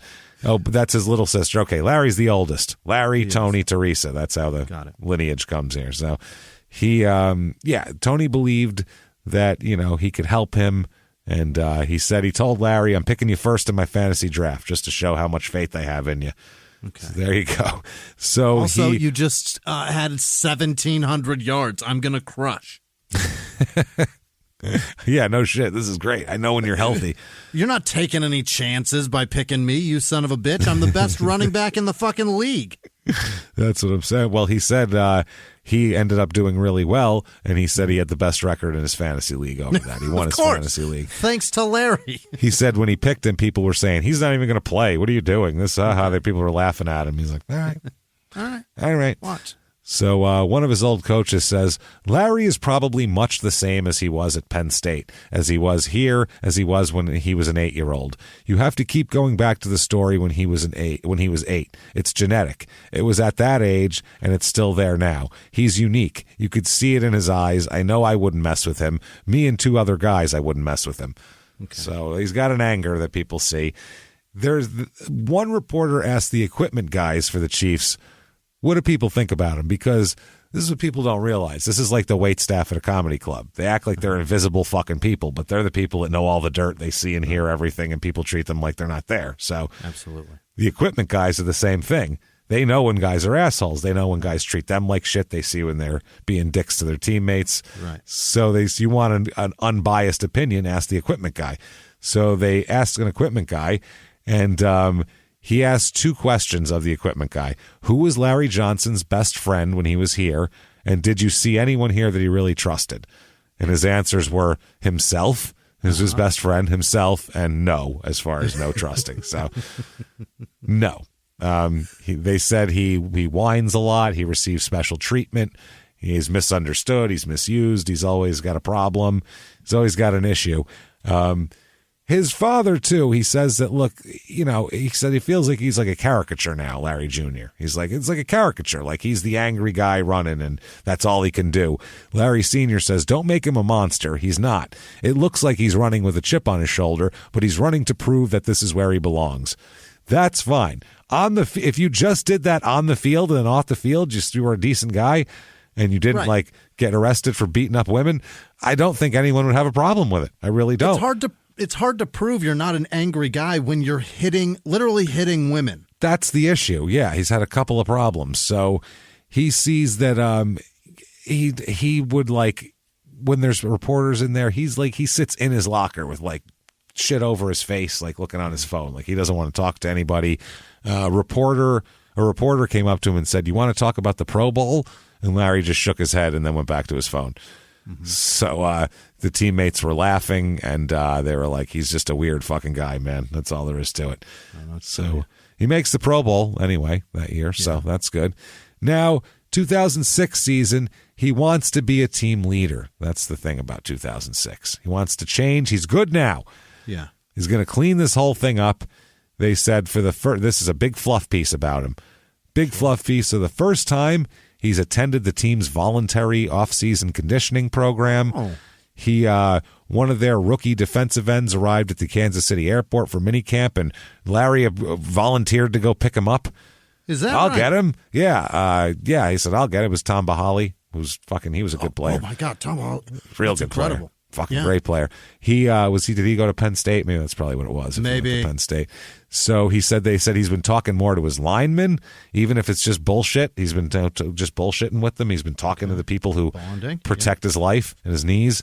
Mm-hmm. He's helping the second-year fullback understand his role as the lead blocker. He's helping him work that stuff out. They said that they said most of the Chiefs players, some of the people on the team has never even talked to him before this year. Changed man. They've been on the team with him for 2 years. They've never even spoken to him. He's just don't even know his voice. No, they said the first couple of years Larry was here, he would be off doing his own thing when the team got together. This is Will Shields, the guard. He says now he's a part of the group. You see the running backs gathering around him in practice. You see him interacting with teammates. You definitely see a change. Uh-huh. Well, look at that. He says that he even takes more time to sign autographs now. Well, that's a big deal. Changing his image. He said he's joking more with teammates in the locker room. His father, Larry, said that Larry is, quote, really realizing the world is opening up to him, and that's where he's where he's going is so much bigger than where he's been. I would say, Jimmie, I would venture to say, would you back me up on this? Yeah. He's good now. Right? Yeah. He's good now. That's it. At least by his father. I mean, end of the episode, really. It's a short one, everybody, but I mean, cleaned up his act, did great, had a great life. Punched 2 chicks, moving on. Yep. Nope. 2006 season, 9-7. New coach this year. Coach Herm Edwards now is in the mix. That's right. I forgot Herm coached. Herm's here, very short amount of time for Herm. Yeah, because they have a terrible season under Herm. Really? A real bad one. So 9-7, no playoffs. Larry makes the Pro Bowl this year, starts all 16 games, sets an NFL rushing record for a record for most attempts in a single season. Is that right? So if you're talking about brain damage, a guy that leads with his head rushed for 416 attempts in a 16-game season. Oh, my. That's too much. That's too many. What is that? That's Herm Edwards banging away. That's so fucking many. 1,789 yards, 4.3 per carry. So that's just a lot of rushes, man. That's too many. Too fucking many. So that's that. He has, but I mean, it's a great year for him. Makes the Pro Bowl, sets a record. His brother said there's always a reason for his mistakes, and sometimes he's the reason. But they said that he is cheerful and social at times. He's sullen and isolated at other times. They said, though, he says he does okay. The only thing that they said, though, he does carry around guns with him all the time. Jesus, Larry. He's got a white Bentley. He apparently they said this is, I think, from his brother, that some nights, or from an article here, that he would just fire rounds off as he drove just to feel alive. That's illegal as fuck. Or make sure he had his pistol with him at a gas station, hoping, like, if he stops for a late night gas fill up on his Bentley, that somebody would try to fuck with him, and then he could, like, I don't know, kill him in a fucking gas station parking lot. Do not wish for that.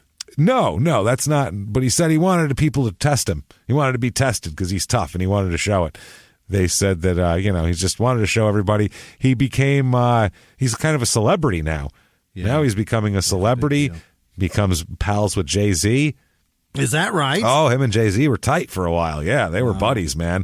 To the point where in 2007, he appeared in 2 different videos here. Fantasia's music video for the song When I See You. And then he was in Jay-Z's music video for fucking Rock Boys. So there you go. Is that right? He was in that. He's in 2 different videos. But so he's got like this very different life that he's leading than... Yeah. It's very strange. He said that, though, the aggression became a switch he couldn't shut off. That's what he said. That's so aggressive. Yeah. He said, quote, those 2 combinations of being angry and not being able to shut that switch off started to disrupt who I really was, and it was just waiting to eat me up. Oh. Or women in nightclubs, either one. Just waiting to eat somebody up. 2007, Kansas City, they go 4-12 under Herm Edwards, and but in the beginning of the year, he holds out for training camp and ends up getting a huge contract where it includes a $19 million guaranteed nut there. Oh, God. $19 million guaranteed. We're going to go ahead and say it here. That's Grace. Oh, that's you Grace. Betcha. My God. He's setting records. He's rushing for a lot. He's in Jay-Z videos. He's signing for $19 million. He's Grace there. That's definitely incredible. Yeah. By the way, this year, 4-12, don't blame Herm Edwards for this totally, unless he cut better quarterbacks, because here are their quarterbacks for this season, okay? Okay. Damon Heward started 10 games. I don't even know who that is. Brody Croyle started 6 games. Oh, my. And they also had Tyler Thigpen playing a game. So that's their quarterbacks. You can't expect any success if you're the front office if you give a guy that as a fucking... That Croyle was so bad. Oh, he is rank, man. He's fucking terrible. He's so bad. He's so bad. He had 6 touchdowns, 6 picks, and Heward had 11 touchdowns, 13 picks. So, and Thigpen had no touchdowns, 1 pick in 6 attempts. Fuck. That is fucking awful. So bad. Larry this year plays in 8 games, starts all 8 of them because he had a knee injury halfway through the year, too. Right. 158 rushes, 559 yards, only 3.5 a carry, so not too great, but the injury and all that, they're hoping everything's fine. February 2008, things are not fine when he's arrested when a 26-year-old woman accuses him of punching her or pushing the side of her head with an open hand, at the Grand Emporium Saloon on February 24th, telling her, quote, "Don't touch me," as he made his way through the club. He mushed her. He fucking stiff-arm mushed her because she was coming near him in the club, which you're not allowed to do. Don't touch me. Don't touch me. So he's arrested for that. He faces a maximum of 6 months in jail for this because he's just happens all the time. It's at this point that Jay-Z emails him and cuts him off from friendship. He said, "Look, man, Jay-Z sorry, broke up with him. I can't deal with bitches and hoes in songs." This is a guy who made an entire album. Yeah, that was just specifically about selling crack. That was the entire album. The whole Reasonable Doubt album is just like, I'm selling crack, and I'm selling more crack, and I got fucking this and that. Oh, here's Biggie. He's going to talk about selling crack too, and let's talk about how we both sell crack. That's the whole fucking album. Which you don't have to actually do that. All of my problems, but guess funny. What's not one? Guess James? what's not? Guess what's not? You know, I thug him, fuck him, love him, leave him, because I don't fucking need him. Can't be friends with you, though. You're not nice to women. Take him out the hood, keep him looking good, but I don't fucking feed him. But I also don't mush them in nightclubs, so I can't. I can't be friends with you. Why? Because it's embarrassing to me. That's why. It's embarrassing. It's just getting embarrassing. You make me look bad. You're making me look bad. Also, not to bring politics into this, but this is 2008, and I think he was also campaigning for Obama at this point. Probably, so you didn't want to be like, oh, that's the guy who hangs out with the running back who beats the shit out of women in nightclubs. Right. So I don't know if that was part of it as well, but either way, fucking cuts him off via email. No good. You're right. Didn't even call him. Nope. Sent him an email. Emailed him. Like it's a business transaction. We'll no longer be needing your services. Now that I meant to message you here, just because now you have Outlook open, go ahead and delete all those calendar notifications. Go ahead, please. Go ahead and take all those white parties and bitches and hoes. We did have a music video plan. That's not going to happen now. You're not invited to the pimp and hoe party. Yeah, we had that weekend where Beyonce was going out of town. That was we were really going to have a good time that weekend. That's over. That's amazing. That's my favorite little anecdote of this whole thing. And then, but he did back it up with his actions when a woman beat the shit out of him in an elevator. He didn't hit her back. True. So there you go. Didn't hit her back. He put his fist where his mouth is, or where his fingers are. He took it and walked away. So 2008 Kansas City, as if things couldn't get any worse. 2008, they were 2-14. That's bad. That's fucking bad. Is that real? Oh, yeah. They were 2-14. I don't remember that. That was a low point there. Real bad shit. And Larry was tweeting negative shit about Herm Edwards. And oh, boy. Wasn't good. Things weren't going well here. He gets benched for the game against Tennessee for, quote, violating an undisclosed team rule. Oh, the one where we say, don't talk shit openly about us all. Don't tweet about your coach saying that he sucks. So that's October 19th. He said Edwards wouldn't say what rule he broke, but he just said his decision had nothing to do with the earlier arrest or anything like that. He said, anytime you're missing a good player, I think it always hurts you. He also said, but you see other players elevate their game too. Said this is the first time it's happened to him, and hopefully it'll be the last that I have to do with anybody. I have to do it to anybody on this football team to sit them down. Yeah. I had to do it one time as head coach of the Jets in 5 years. I hope it never happens again. So he said he's not suspended; he's deactivated. There's a difference here. That's what happens when you call my head a milk dud. Yeah, you can't do that on Twitter. So now we've heard a lot about Larry in a particular scope of him. There's a certain kaleidoscope we're seeing him through here, which seems to be a pretty accurate one. But there's also a very odd flip side to this. Okay? Very weird article in Sports Illustrated about this couple named Ryan and Sarah McQuarrie. All right? They are just a run-of-the-mill couple who lives in Kansas City and who happen to live in a house next door to a house bought by Larry Johnson. And they hate every second of it. They fucking love him. Oh, is that right? Best buddies. He fucking watches The Bachelor with them and shit. He's like their surrogate son. It's weird as shit. Okay, so. How old are these people? Older than him.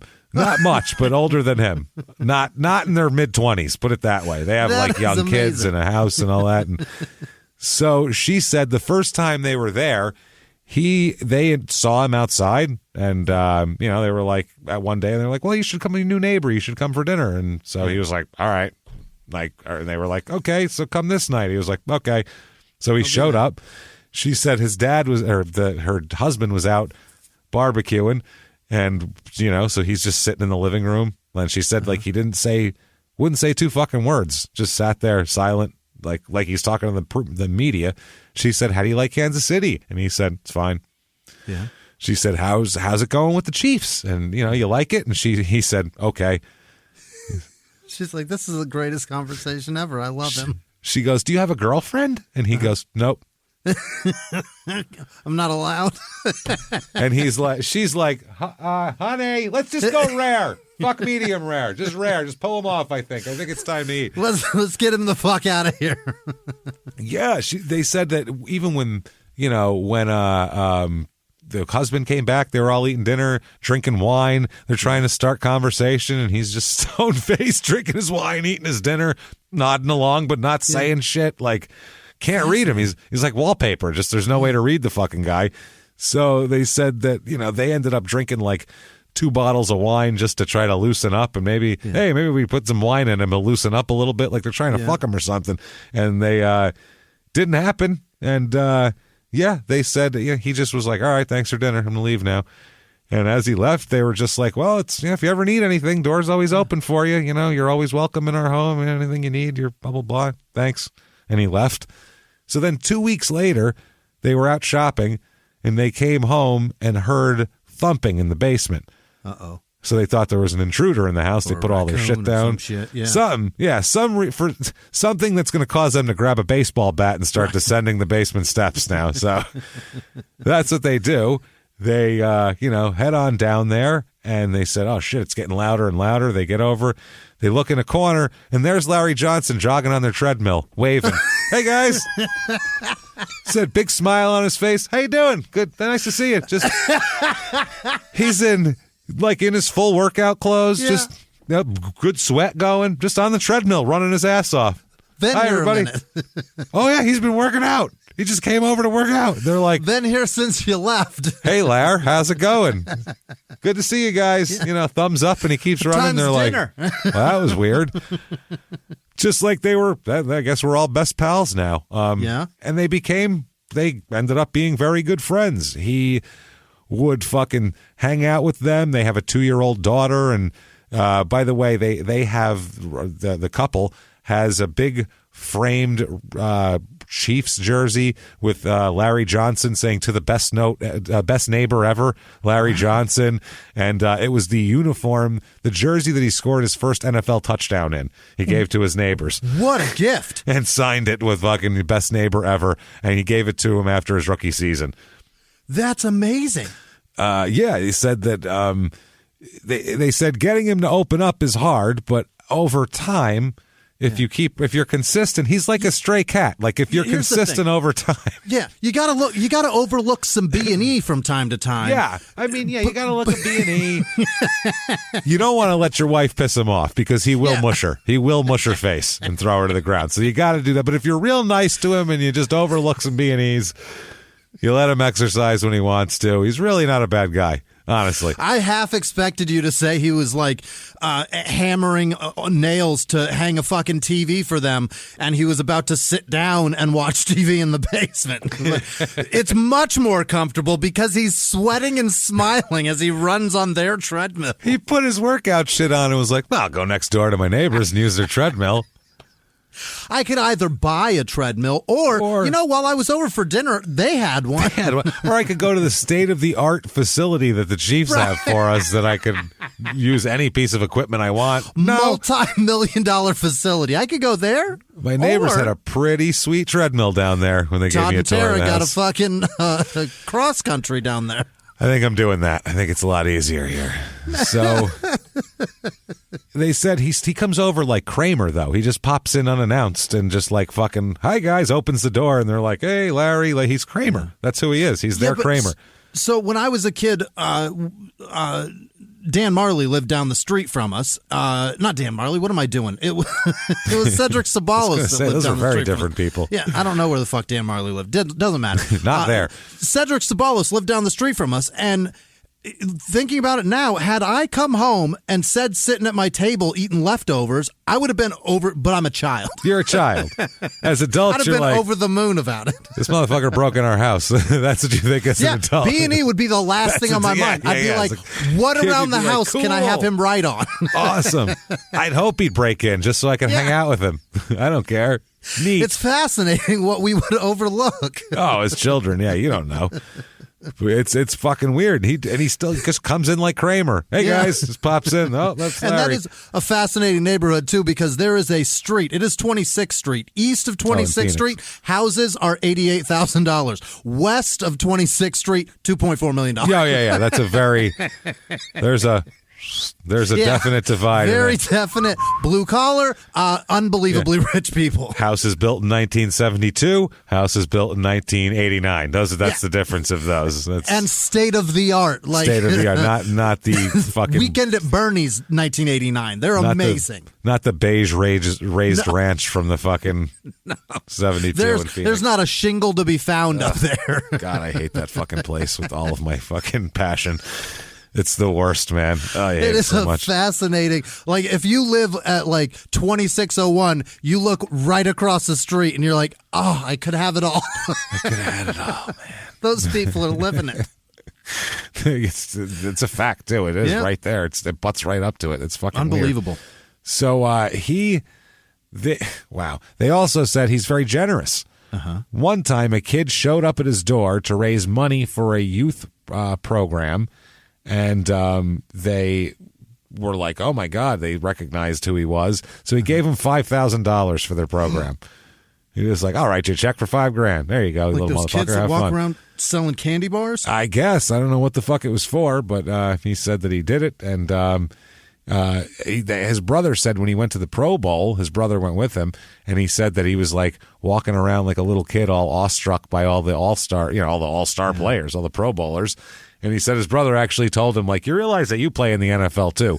Like, it's like Peyton Manning running up to wide receivers going, can I have your autograph? Hey, wow, this is cool, man. So, and he's not a rookie. So the McQuarries said they watched The Bachelor with him. He plays Xbox games with the kids. They go on Dairy Queen trips together. He comes with them on Dairy Queen. He's like their older kid. He's home from college, kids. Let's go get a diddly cone. After his first career touchdown, he invited them out to the Capitol Grill for dinner to celebrate that he got a touchdown. That's fucking amazing. And then gave them his uniform. And then gave the jersey at the end of the year. Wow. They said that he seemed to like their family-oriented atmosphere, and seems like he needed their support as far as like just emotionally, as far he wanted to stop in and have a family dinner sometimes and stuff like that. Whether we're home or not. And Tony Richardson tried to be cool with him, too. He tried to be a mentor to him. After he got arrested in December 2003, he said that, quote, Larry had a big brother in Richardson. This is his sister talking, Larry's sister. He said he has a big brother in Richardson, and he had another mommy and daddy in Sarah and Ryan. They helped him stay motivated and strong. They helped him be the guy his real family knows. Oh. His real family. Yeah, this is ridiculous. You can see we got a totally wrong view of him. Totally wrong view. Yeah. We let a couple of incidents completely shade how we felt about a person, and we didn't know the flip side of it. So now how does everybody feel? Jimmie, don't you feel dumb? I feel dumb. Everyone out there, like you feel dumb. Prick. So judgmental. Well, luckily, in October 2008, he redeems us because he gets arrested again. So he redeems our original thoughts here. I'll give you a guess of what he's fucking arrested for. Who'd he punch? Let's see here. He's arrested and charged with 1 count of non-aggravated assault for spitting a drink in a 24-year-old woman's face and threatening to kill her boyfriend at a Kansas City nightclub. That's what? Oh, Larry, what do you got to do? Larry, buddy. What do you got to do to get somebody to spit a drink at you? That's what I mean. The woman told police that Johnson's bodyguards, now he rolls with bodyguards, then tackled her. He's like, well, I can't be fucking up women. I'll hire other people to take the rap for that shit. Tackled her, and that bouncers from the club escorted her outside. Johnson also apparently tried to spit on her 3 more times while walking to his car after the club manager asked him to leave. She filed a civil suit against him as well, accusing him of negligence, assault and battery, intentional infliction of emotional distress, and negligent infliction of emotional distress. So that is if you are and I don't know what to fucking call. He's certainly a person in the spotlight, and he's an NFL star. Attention. Right. He's a star player, star running back. You can't expect to live a life. You can't go out in public and not expect people to talk to you, or at least want to. And if you do, you either have to be real friendly or real fucking, really good at going in the back door and getting in a corner. You can't be the center of attention and also not have people talk to you. You got to understand that about 30% of the public are going to let you do that. And then the other 70% are either going to gawk or try to talk to you or try to get something. Yes. That's just us. That's what people do. That's the way it is. That's what, remember I told you, I don't remember what episode it was, but I said Sammy Sosa used to come into the bar I worked at, and he'd fucking pull up front with a giant limo and get out with a huge white fur, with a fucking knee-length white fur coat on in July in Phoenix, and fucking in an entourage, walk right in the front door, and then ask us to keep people away from him. No, sir. It's like, how? You just you put up a bat signal, and then we're like, don't let anybody come near me. This is a teamwork thing, and you've done none of your part, so why should I do mine? We could have brought you in a side door, put you in a room where no one else was. You could have hanged out. You want to sit while everyone stares at you and goes, oh my God, that's Sammy Sosa. That's what you want, but you don't want to actually talk to any of them. You just want to be admired from a distance. Fuck out of here with that. And that's weird. You can't do that. No. That's weird. So the team at this point, it's been disclosed that the police and the NFL are investigating the report that he spat several times on a woman at the woman in the nightclub. Edwards said that they bench him for this week too, just for that. Larry steps up to the podium and he makes an apology for this, though. Oh, he's got to apologize. He's going to own it, huh?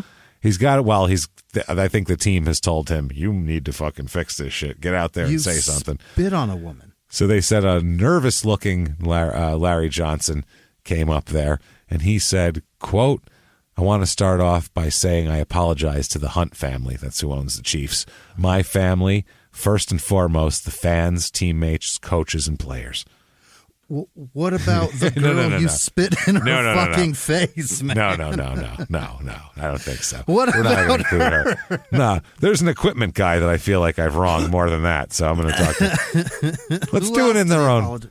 Let's do it in their own words. What do you say for this? I think we need to know. Is that literally the end of the apology list? No, that's the end of his list. Okay. In their own words, quote, this is the first time in my life I actually had to stand up. I mean, actually woke up kind of be disgusted with myself, and disgusted as far as the way my life and career is headed right now. I can't speak any further on the legal issues other than to say the truth will come to light. And I promise not only to the fans, not only to my teammates, players, coaches, GMs, and my own family, that I do anticipate seeking help to get better as far as getting my life on track, knowing what I want out of life, not necessarily football, and just work as hard as I can, not only being a good football player, but obviously being a son of the National Football League, a son of my own family, hopefully a brother, a future father, a future husband. And the reporters stood there with their mouths open. Yeah, like you spit Patron on a chick. Like, what the fuck is wrong with you? Don't get deep with us. You didn't say a fucking word about her. Not a fucking word is the other thing. You just described how I'm going to get help for an unmentioned problem that I won't talk about. This is the first time I'm being introspective. I've punched 3 women. And that's just the ones who've come to the police with it. That's 2 of the them were in documented public. ones, So, yeah. right. He also Holy says shit. he promised to work hard to, quote, get my life back on track and know that I and I alone put myself in these critical situations and environments to where things don't come out favorably to me. All I can do is promise to you guys and to people who are watching that as a man, I'm still growing, and as a man, everyone makes mistakes. Then he says, in times of darkness, you've got to look for the light. And that's what I plan on doing. Regardless of what suspensions and fines are being handed down, I will take them as sincerely as they give them out. So that is a disaster. That's not what you want this guy to say at all. That was horrible. You're like, so you're not going to say shit about like your son? Nothing? Just going to let that go, huh? You blasted a $13 shot in a woman's face? What about that? I mean, that's something, sure. Why not here? So what about what just happened? This season couldn't be any more of a fucking disaster for the Chiefs between him and their record and everything else. This is fucking sucked. That press conference might be the worst part of it. That might be worse than being 2-14. Somebody on your team went out and said that. I can't believe a PR person was like, perfect. Now say it. What? Right. So I say, I think somebody read that. I think no, he said that. He read that. Right, but somebody read that and was like, beforehand. Perfect. Yeah. I feel like they didn't. That's what I'm going to say. I feel like the Chiefs were like, let's see your statement. And he was like, nah, man, it's personal and I got this. No, I'm going to make this right. I'm making this right. And they were like, I guess he's going to make it right. I mean, I guess we got to trust him. And then he went out there and said that. They were like, for Christ's sake, Jesus Christ. We write these from now on, right? Right? From now on, we write them. Where the hell was Adam Schlechter not going, no, don't. Why are you doing this? Excuse me? Schlechter? Schefter. There you go. You know his wife? His wife's husband before him died on 9/11, and his name was Adam, and then they got married. Oh, wow. Isn't that weird? Yeah. That's a lot. Yeah. There was something else with it, too, that makes it weirder, but that's true. Something else, too. The shit's creepy, man. That's all I'm saying. Schefter's wife's ex-husband was also named Adam. May have been Schefter. What the fuck do I know? You were like, his wife's husband, and I was like, huh? His wife's ex-husband. My fucking brain broke for a second. His wife is a widow, and he died on 9/11. Wow. And his wife's Adam died, and now he's back. Not questioning Larry Johnson's crazy fucking press conference. Standing there with a fucking notepad, just writing all this shit down. This is what he said, everybody. Nope, that's it. Adam. So he doesn't have a great year on the field in 2008 either. 193 rushes in 12 games for 874 yards and 5 touchdowns. Averages 4.5 a carry, which is pretty good, but just doesn't carry the load the whole time, which you'd kind of... I don't know. If I had like a twisted ankle and we're 2-13, I might be like, I don't think I'm playing this week, coach. I'm kind of hurt. We're 2-13. Like, fuck this shit. No way. So March of 2009, this is court. He pleads guilty to 2 counts of disturbing the peace regarding the 2 incidents in 2008. So they made a deal with him. Both of his arrests, crammed him into 2 disturbing the pieces, and we'll call it 2 very minor incidents. Very minor, yeah. According to this, he is sentenced to, you, sir, may fuck off 2 years probation with a chance to have his record cleared for good behavior if he doesn't do anything. So he just keeps skating on it. Now, he's got new coaches here. Herm Edwards gets fired. So he spoke positively about the change in coaches, and then before the season he said that he wanted out of here. He said, I want out of here. Oh no, he said, I want to be here. I want to be here because of the commitment to winning. He says that the new offensive coordinator, Todd Haley, his system suits me fine, and my decision to stay here is based on what those guys are doing here. It's going to be great. Yeah. We're good now. We are good all now. Kinds of access to a treadmill. It's going great. I can anytime I want. So then he starts tweeting, though. Oh boy! He starts tweeting about Todd Haley. The Chiefs were beaten 37-7, and he tweets, quote, "My father played for the coach from Remember the Titans. Our coach played golf. My father played for the Redskins briefly. Our coach, nothing." So that was Todd Haley he was an assistant coach and got bumped. I think he was an offensive coordinator at that point. So he came in as he was a new hire here to come in. He came in with the head coach. So and he got obliterated on the sideline. There was all kinds of arguments. So this makes sense. Oh God, yeah. Yeah, this is why. His dad he also, as we'll talk about, really likes to tweet gay slurs a lot. He really enjoys that. And we'll get into what they are, but his dad said he's embarrassed by that. He says he was embarrassed and hurt by his son's use of gay slurs, Larry Johnson Sr. He says, quote, "That's just not who we are and not what we believe." He said, "It's not how he was raised. It's tough for me as a father," he said, "to see him labeled as homophobic." He said, "He does not hate gays. That's not Larry, and that's not our family. He's my son. You can't disown him. We can just talk to him and listen to him and help him move forward." So this is if you have an idiot in your family who puts up crazy Facebook posts. You go, well, what do you do here? You have to decide, how close am I to this person? Okay, am I close enough to disown them? Yeah. It's hard if it's a parent or a kid. That's a difficult disowning. It's even harder when the kid that you raised is your junior and is now making shit piles of money and probably supporting you. It's impossible to cut that kid out of your life or at least give him any sort of talking to as a father. You know what I mean? Luckily, my family are all broke shitbags, and I could get rid of them pretty quick. Yeah, I can't.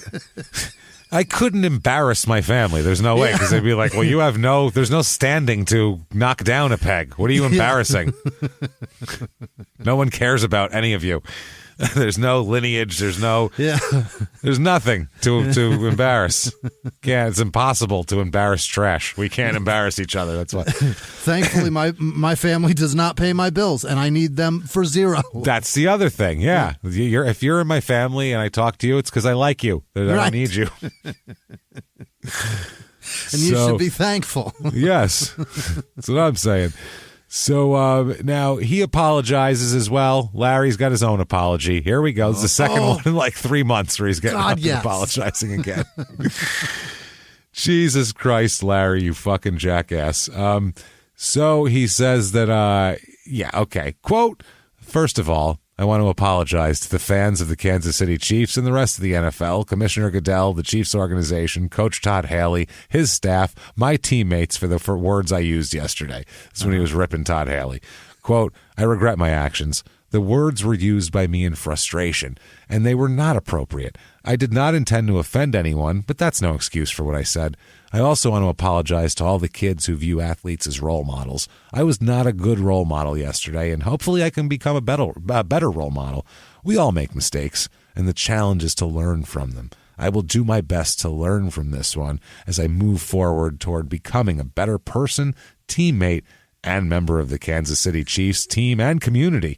Oh, yeah. So he said that. Then he said, this is Associated Press guy said, "It's up to the NFL to investigate it and see what they want to do, and we will respond accordingly. We've apologized." This is what they told this guy. "We've apologized. Larry's trying to move forward. It is what it is right now." So there's that. That's a frustrated guy saying it is what it is. Now, fans at this point start signing petitions. This is later on. They start signing petitions over they want him to not be on the team anymore over his slurs. He was 80 yards away from becoming the Chiefs' all-time rushing leader, which is amazing considering he's barely played for them. They don't want him to make history. The petition says, "Larry's been a black eye on the organization. We're asking you as fans of this team, this organization, and the pride of this city has in the Chiefs, please deactivate Larry Johnson. Please do not let his name sit atop the all-time rushing leaders in Kansas City Chiefs history." Oh, boy. So they start him. So they cut him. Really? They cut him, yeah. That's that. We were in Kansas City. They're crazy for the Chiefs there. They really are. And if the fans want something, you kind of have to give it to them because they'll still sell out if you're 4-12. So it's like you kind of have to do it. So he ends up being cut and signing a deal with, this is in the middle of the season, with the Bengals. Doesn't start any of the 7 games, and then the Bengals cut him as well. It's at the league minimum also is what he signs for. Oh, my God. So this season for Kansas City, he plays in 7 games, has 132 rushes for 377 yards, which is less than 3 a carry. That's terrible. Then he has 46 rushes for 204 yards for Cincinnati. Not great. And he was cut. I don't think I remember anything beyond this from him either. So that is amazing. It's wild. So July of 2010, he's in court. Guess why? You think he... who'd he punch? Well, he didn't punch anybody. He failed to do shit. He didn't do his community service. Oh, Larry. So a judge pulls him in and yells at him and said that he, quote, puts people in jail every day for not doing community service, but he says that he chooses not to do so here and reinstates his probation. Because he's like, if you actually do the community service, since you're famous, it would probably be, good for the community. That'll be you great. could talk That'll to some look kids terrific. and shit. Yeah. Let's see if you'll do it again. So the prosecutor said he was supposed to send a monthly form to his probation officer, but failed to do so. Larry did, and also failed to report to his probation officer that he had been stopped by police in Virginia and cited for not having a driver's license. What the fuck? So he didn't say that either. Either way, he walks out of the courtroom smiling, and he signs with the Washington Redskins. He signs a 3-year deal with the Redskins. They have Clinton Portis there, and they're hoping to have like a 2-headed monster of a big back and a small back. Run that shit in the NFC. Running that shit together, and so he's going to do that. He's doing well. He moves to Washington, and he's like, new start. Yeah. First of all, who around me has a treadmill is the first thing I got to find out. Is there a neighbor with a decent exercise room? Number one. Then he says, wait a second, I'm an NFL player. Like, I got $19 million out of the Chiefs. I should probably have my own workout room. And as a matter of fact, I need a little bit of everything here, a little bit of that. But also, at the same time, I better start looking forward to other careers as well. So I got a lot going on. If it was only 2 people out there that could help me, if there was a combination of people that could help me with both problems, that would be great. And then, sure enough, there's a knock at the door. And it's together. It's Vince McMahon and Dexter Manley, CEO and chairman of the WWE and interior decorator from New York City. They're both there to solve all of Larry's problems. And they both say...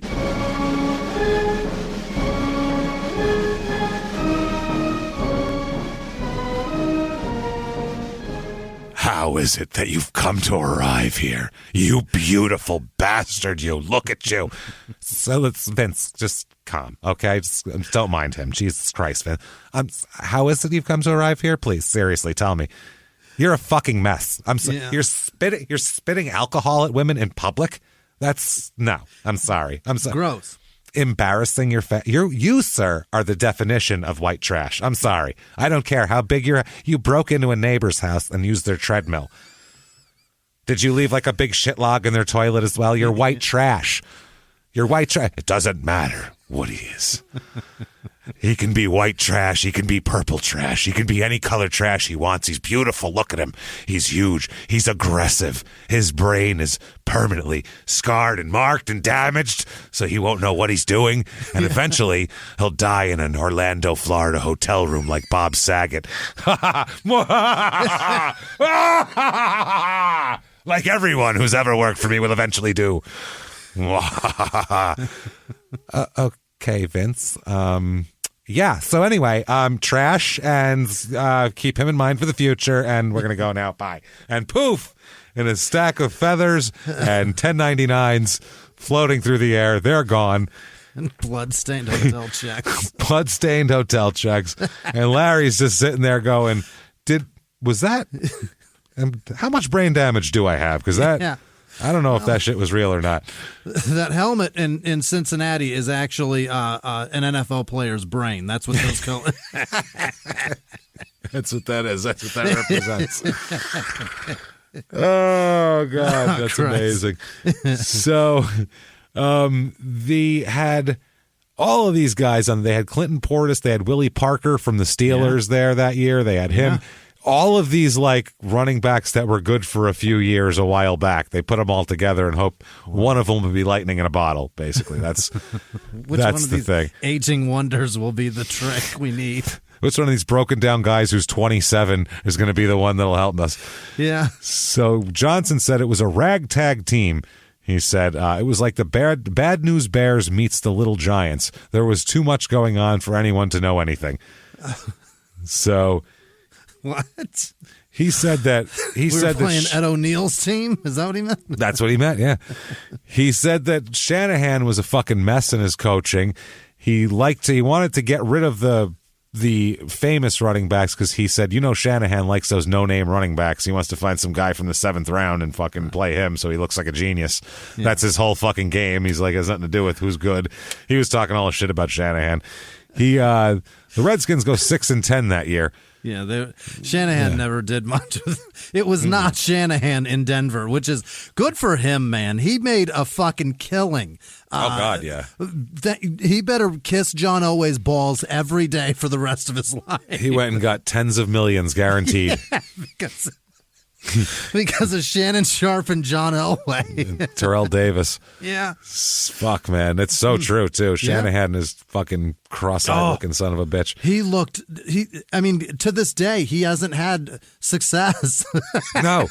I never liked him. He got his balls kicked in for the next 15 years. Elway was good, right? We won once. Twice. That's me. I did that. Yeah. This is the year Donovan McNabb is in Washington. Oh, boy. Rex Grossman backing him up here. It's not the best year for them at all. They go 6-10, like we said. Doesn't matter much for our guy here, Larry Johnson, because he only plays in 2 games. Is that right? 2 games, 5 rushes, 2 yards. Ouch. That's his, and then he's released. That's like 3/4 of a yard a carry. That is terrible. Yeah, that is 0.4 yards per carry. Not even half. Not even a half a yard a carry. It's not good. Holy shit. He gains 1.5 feet every time he touches the ball. He described Shanahan's coaching as dysfunctional, and he said, I had Shanahan telling me I was getting released. Then another executive was shocked that I was being released. So I was like, all right, who ain't talking to who? He's like, he didn't even know what the fuck they were doing there. But it's okay. September 3rd, 2011. I'm sorry, right before that. This is really weird. Beginning of September, he's signed by the Dolphins. Okay. Like 2 days later, he's cut by the Dolphins. Yeah. Then on September 8th, 5 days later, he's re-signed by the Dolphins. What the fuck happened? Then on September 20th, he's cut by the Dolphins again. So I don't know what the fuck was going on there. Signed him, cut him. Did we fuck up? Let's sign him again. No, we definitely didn't fuck up. Oh, no, we were right the first time. He ends up with 1 carry for 2 yards that year. Is that? And that is the end of his NFL career. That's it. So that is the most fizzled out, disappointing thing I've ever heard in my life. He only had 2 seasons over 1,000 yards back to back. They were both 1,700-yard seasons that were huge, and never had a good season again. He for his career, 6,223 yards, 4.4 per carry. Nothing's just kind of one of those running backs who was shot by 30. Flash in the pan. Yep. So he says, by the way, later on that he has no memory of 2 full NFL seasons. I hope they weren't the ones where he had 1,700 yards. I hope he remembered those. He says that most of his memorable plays are hazy memories, he said. Yeah. So that's 2007. I'll bet it was the seasons that he had 2 yards. I don't remember those either. That one. Well, that's his most memorable, though, he said. He calls them blank spots. Yeah, blank spots, he calls these lapses. He says because of that, he's been creating a time capsule of his football career for his daughter. He's got a daughter now, Jalen. He's creating a time capsule because he says, quote, if I can't remember who I was, I've got YouTube, I've got music videos that I'm making for myself. So when I watch these things, I can remember. I'm trying to get these things in order so she knows who I am and what I came from. He's planning for the inevitable time when he's not going to remember who the fuck he is and what he did in his life. So he can just go, here you go, kid. I don't remember shit, but this is what I did. That's fucked. His brain is that fucked up. His brain is that fucked up that he knows it's going and he's got to fix it. He's got to. That's crazy. It's like 50 First Dates. She's like preparing the videotapes for every day. This is fucking nuts, man. That's wild. That's bad. Shit. That's bad. That's fucking CTE right there. But he's not done getting arrested, so there's that. No. October 5th, 2012, he is arrested again, this time in Las Vegas for domestic violence. Yeah. That this is at the Bellagio, by the way. So this is like right? at a very nice place. He is accused of beating and strangling a former girlfriend at the Bellagio. Oh, my God. 32-year-old woman from Maryland, said to have several injuries to her face, bruising on her neck, and been choked into unconsciousness. He choked her unconscious, Jimmy. You could have killed her very easily. That's attempted murder. That is I would call that attempted murder. Yeah. Yeah, when choking turns to unconsciousness and no one's coming, that's attempted murder. If you choke somebody till what appears to be lifelessness, that's attempted murder, right? I would say you could have killed them very easily. According to the police report, he and the woman had been drinking, boozing it up a little bit before the altercation. He also had marks on his face that he attributed to the woman fighting him. Police attributed to the woman fighting him as he choked her. Right. Which, when you're being strangled into unconsciousness, you'll reach out and grab anything you can and probably make some scratches. If you strangle me, James, you're going to have some marks. I don't know how well your arms are sure. Probably not really. Not on my face, anyway. Your forearms are going to be fucked up. My forearms are going to be all fucked up. But I'll just keep my face back like that. I will Jimmy, fuck stop. everything from your wrist to your elbow. Dude, that hurts, man. Seriously, you're hurting my forearm. You scratched it. Look like you pet the belly of a feral cat. And you'll be choked into unconsciousness. That's perfect, right? That's not good. That's not good for anybody. Nobody wants that. I don't want anybody to be choked unconscious or scratched or anything here. But look like you put your arms in a paper shredder. Oh no! What happened here? There was just a basket full of kittens, I guess. So, this poor woman awoke in the 10th floor hallway of the hotel of the Bellagio in her underwear. Not even in a room. Not even in a room and not even in clothes. Can you imagine? In her underwear, she had to knock on doors until someone would answer and call hotel security for her. Horrifying. She told police that she told Johnson that he would have to squeeze harder and get it over with if he was going to kill her. So she wasn't backing down. The arresting officer said Johnson and the woman told him about previous physical altercations, including another one at a Las Vegas Strip hotel. Johnson at one point pretended to run from hotel security and told one security officer, quote, "I'll rip your fucking vocal cords out," the police report said. "I'll rip your fucking vocal cords out." To security. He also bragged to both the woman and security about getting released from the charges, quote, last time. So that does embolden people there. He was booked in Clark County Detention Center with a bond at $15,000. He's released after about 18 hours, faces 5 years in jail and a $15,000 fine. He maintains that he did not assault this woman. Did not. Okay. He said, "I know people will try to pass judgment on me from my previous record, but I didn't do what I am being charged with. Didn't do it." Okay. She said that you choked me into unconsciousness and left me in my underwear in the hallway of a casino. So thanks for that. She said that they went back to the room and that he became enraged after they started talking about his daughter, apparently. I don't know how the fuck A goes to B. She claims that when Johnson began to, quote, beat her and throw her around the room before strangling her. So he just knocked her all around. His version is much different. He told TMZ that the woman wouldn't leave his hotel room, and when he tried to remove her, she kicked and slapped him. He claims that when he got outside the room, she tried to kick the door down, which he feels should be seen on hotel security cameras, meaning that she could have never been close to unconsciousness. So she must have choked herself and left these bruises and been found in a hallway in her underwear by strangers. Doesn't look good. He ends up plea bargaining on this. The felony charge is dropped as part of the plea. Okay. He is ruled guilty of misdemeanor domestic battery and assault and sentenced to, you, sir, may fuck off 1 year of probation. What? And oh, wait, no, Jimmy, now you think that's bad. Hold on. They do stick it to his wallet, too. A $345 fine. That's less than the room cost at the Bellagio that this happened in. Honest to God. And, 48 hours of community service and attend 6 months of counseling as well, because that'll solve all the problems here. That's the least inconvenient thing I've ever heard of for choking a woman unconscious. So convenient. Johnson said, quote, "I'm just happy to have this behind me and go back to Florida and stay out of trouble for once." He said his focus is now taking care of his 3-year-old daughter and trying to keep his nose clean. That's all he's doing. Who the fuck has ever said, I'm going to go to Florida and stay out of trouble? To keep my nose clean and raise my daughter well. I'm just going to stay out of trouble, keep my nose clean, and raise my children well in Florida. Yeah, okay. Great. Nobody's ever said that. I'm just going to go to the moon because I really like when my feet are on the ground. I just like to stand solid on the ground. So I'm just going to go to the moon and stand on the ground solidly. I want to go to the moon and breathe fresh air. Breathe fresh air and not float. That's what I'm going to do. So, 2013, he starts doing guest spots as a DJ at a Miami strip club called Tootsie's Cabaret. Get the fuck out of here. Swear to God.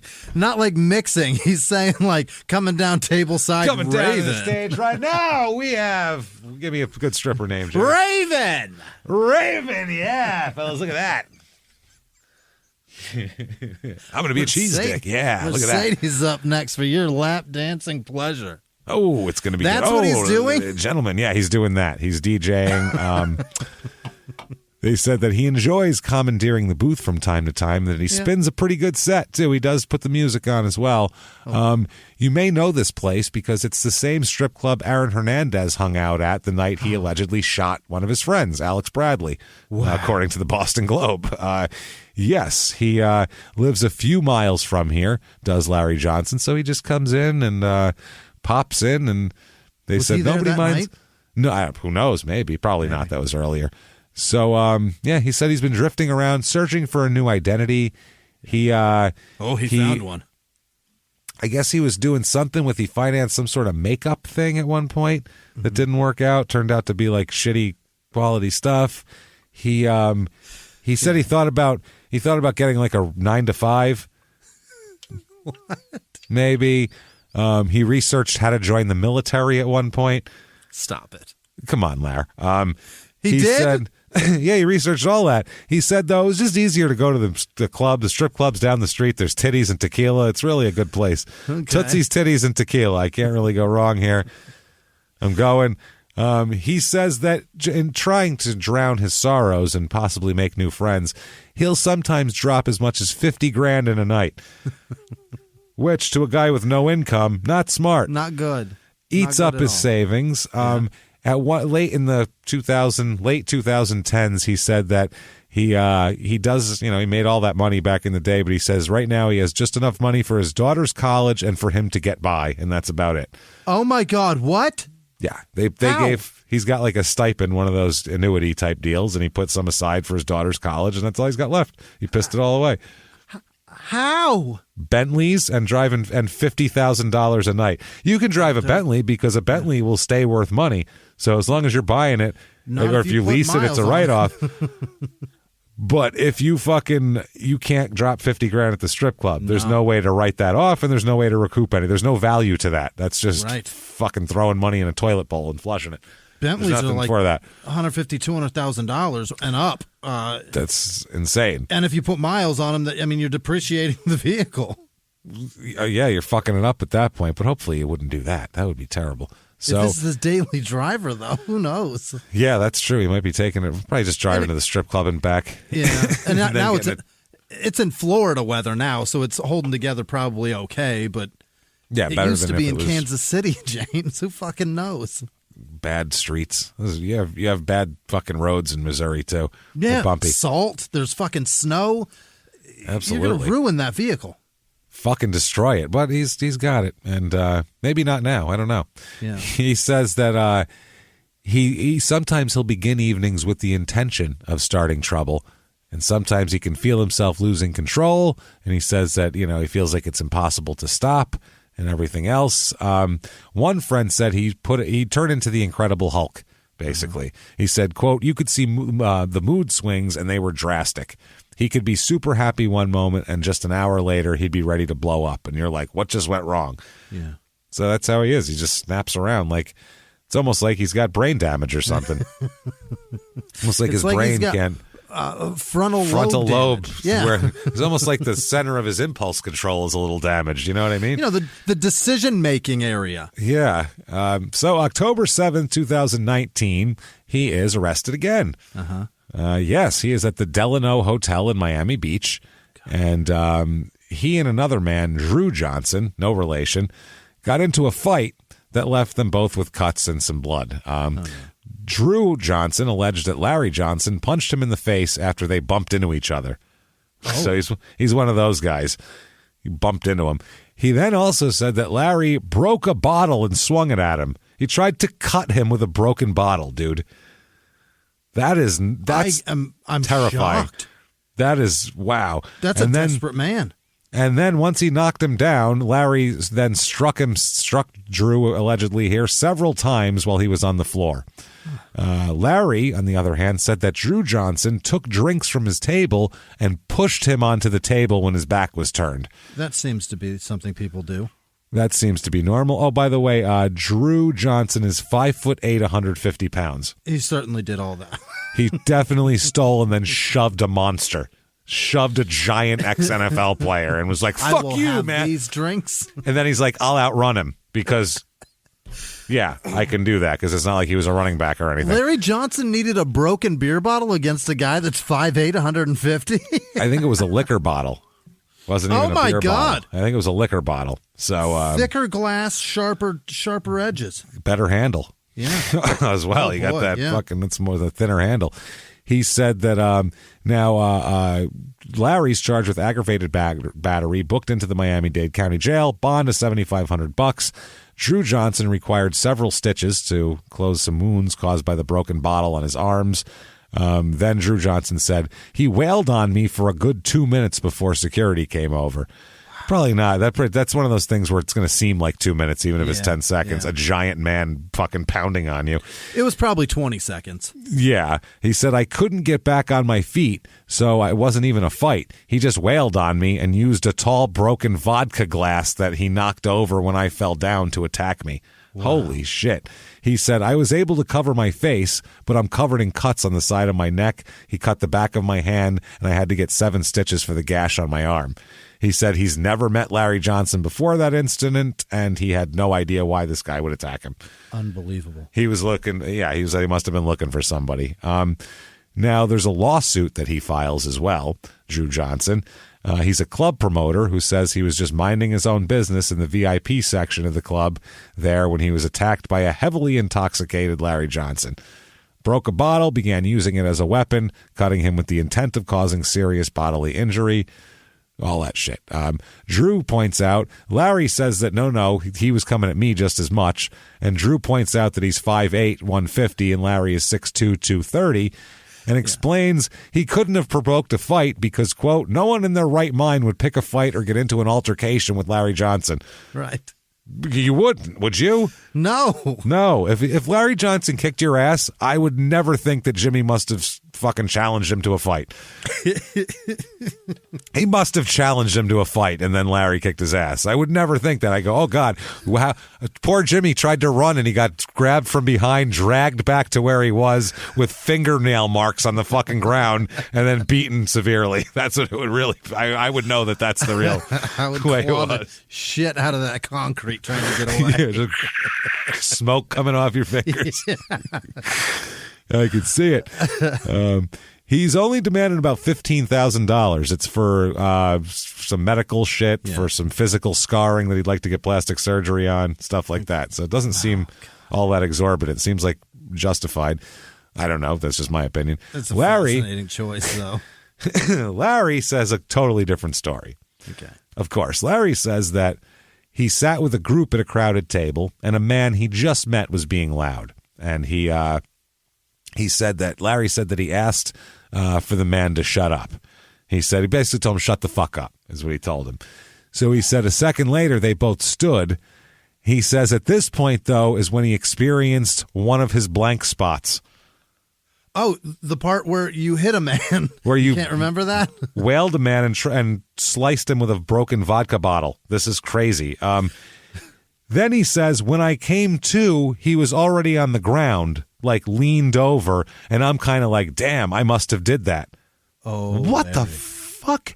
I guess as he tried to get away, he said as Larry Johnson tried to run away, he said the man went after him with a chair and put dents in the back of his Porsche. Okay. With his chair.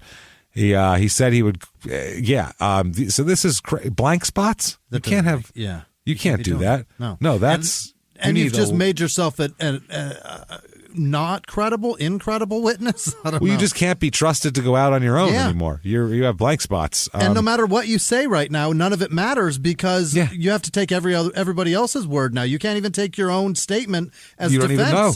You don't even know what you did. No fucking idea what you did. At this point, too, he began calling his parents at all hours of the night. They'd wake up and he'd start cursing and making accusations, weird shit, accusing them of strange shit and cursing and all this shit. Tony Johnson, his older brother, who's his manager and best pal there, he said he woke up to so many worried texts from his brother's friends that he stopped checking his phone in the morning and made peace with how his brother's story might end. He said every night he'd get calls, yo, your brother's acting like this, your brother's acting crazy, what's up with your brother, what the fuck? He says memory loss, suicidal impulses, mood swings, headaches. He says that he believes his brother has CTE, but that can't be diagnosed formally till after you're dead. Right. They look at your brain. So he said that, he doesn't even remember playing a couple seasons. It's crazy. He says that he fears that Larry says he fears he's not going to remember anything by the time he's 50.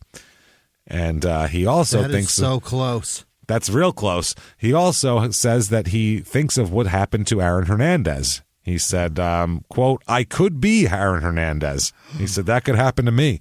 He says he believes he and Aaron Hernandez are something like kindred spirits, cautionary tales. I'm what? Don't say that, man. He said that he has the anxiety, paranoia, self-destructive impulses that match the symptoms of people with CTE. He describes brief, intense headaches, jitters, mood swings, violence, and forgetfulness. He describes, quote, demons that push him toward rooftop decks, urging him to jump.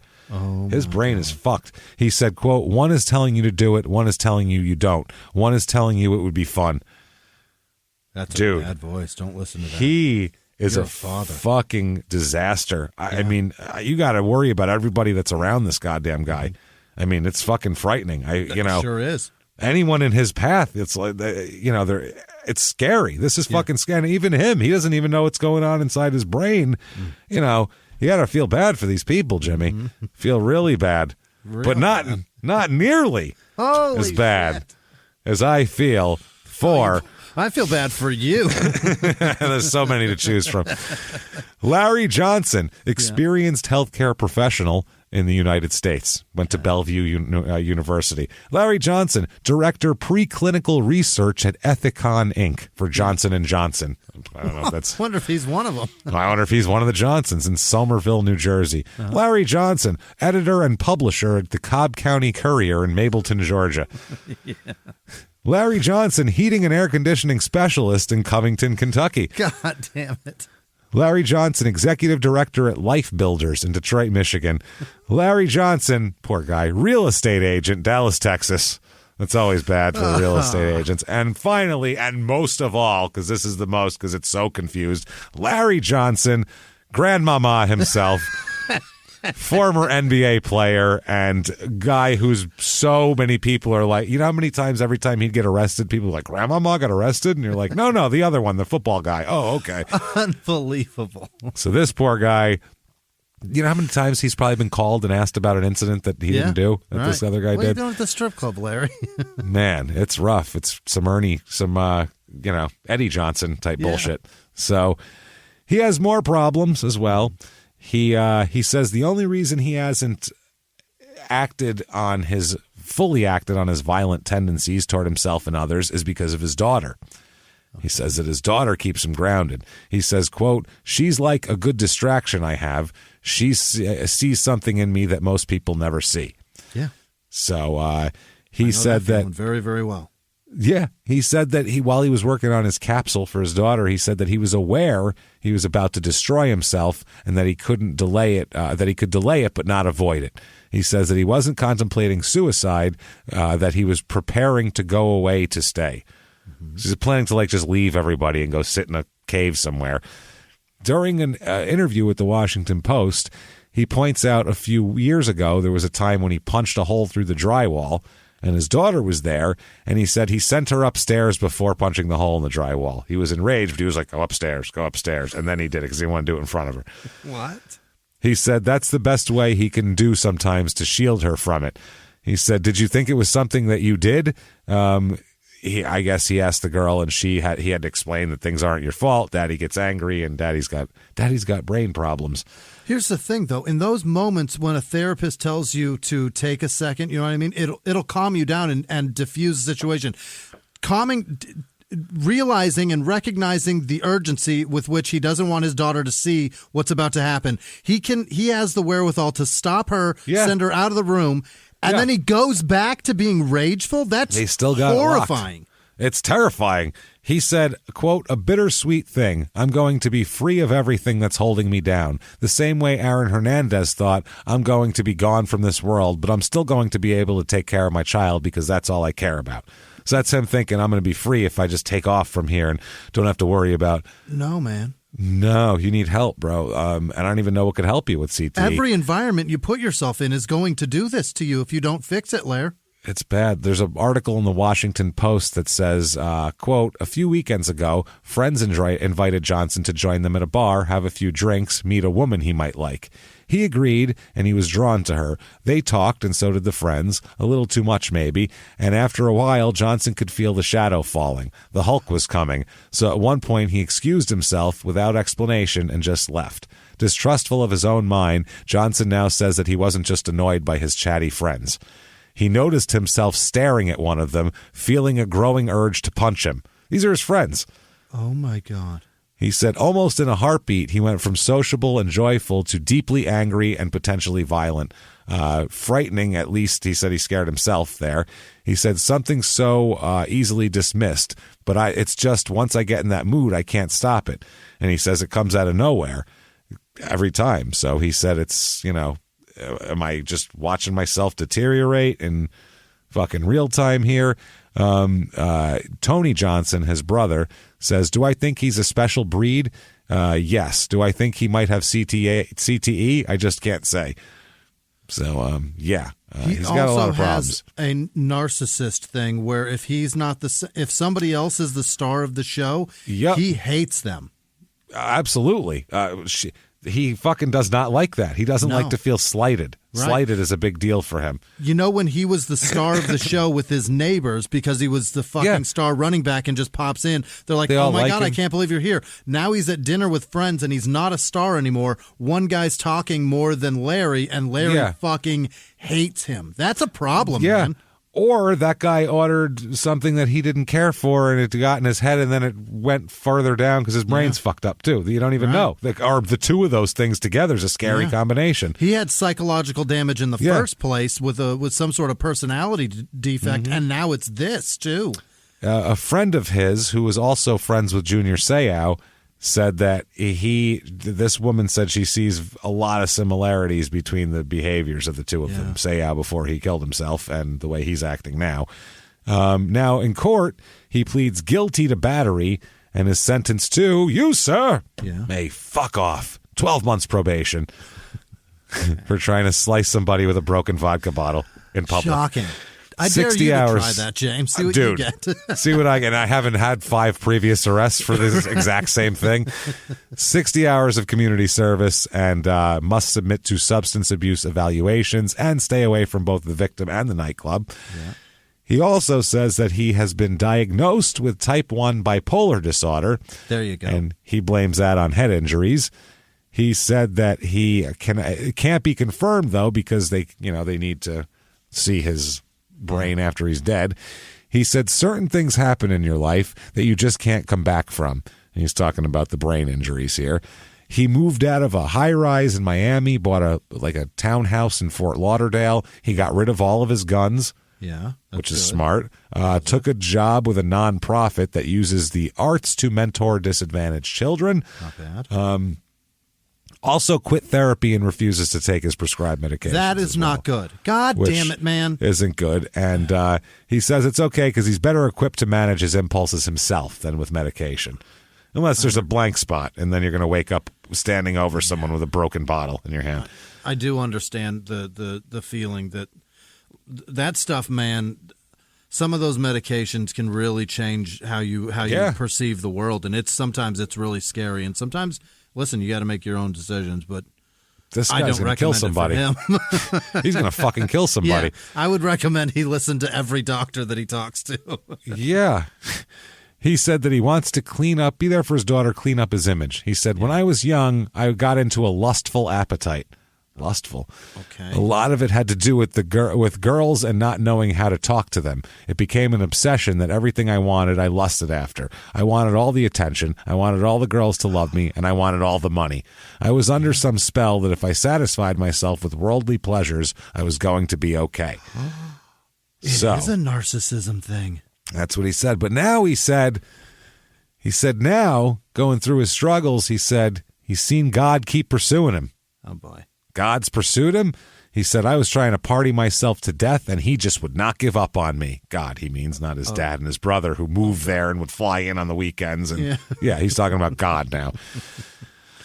Not the people who actually tried real fucking hard and altered their lives for it. Just get fucking so. I would be enraged if I was them. God, motherfucker, I'm the reason you're still here. Fuck God. You out of your mind? Delta's your God, you son of a bitch.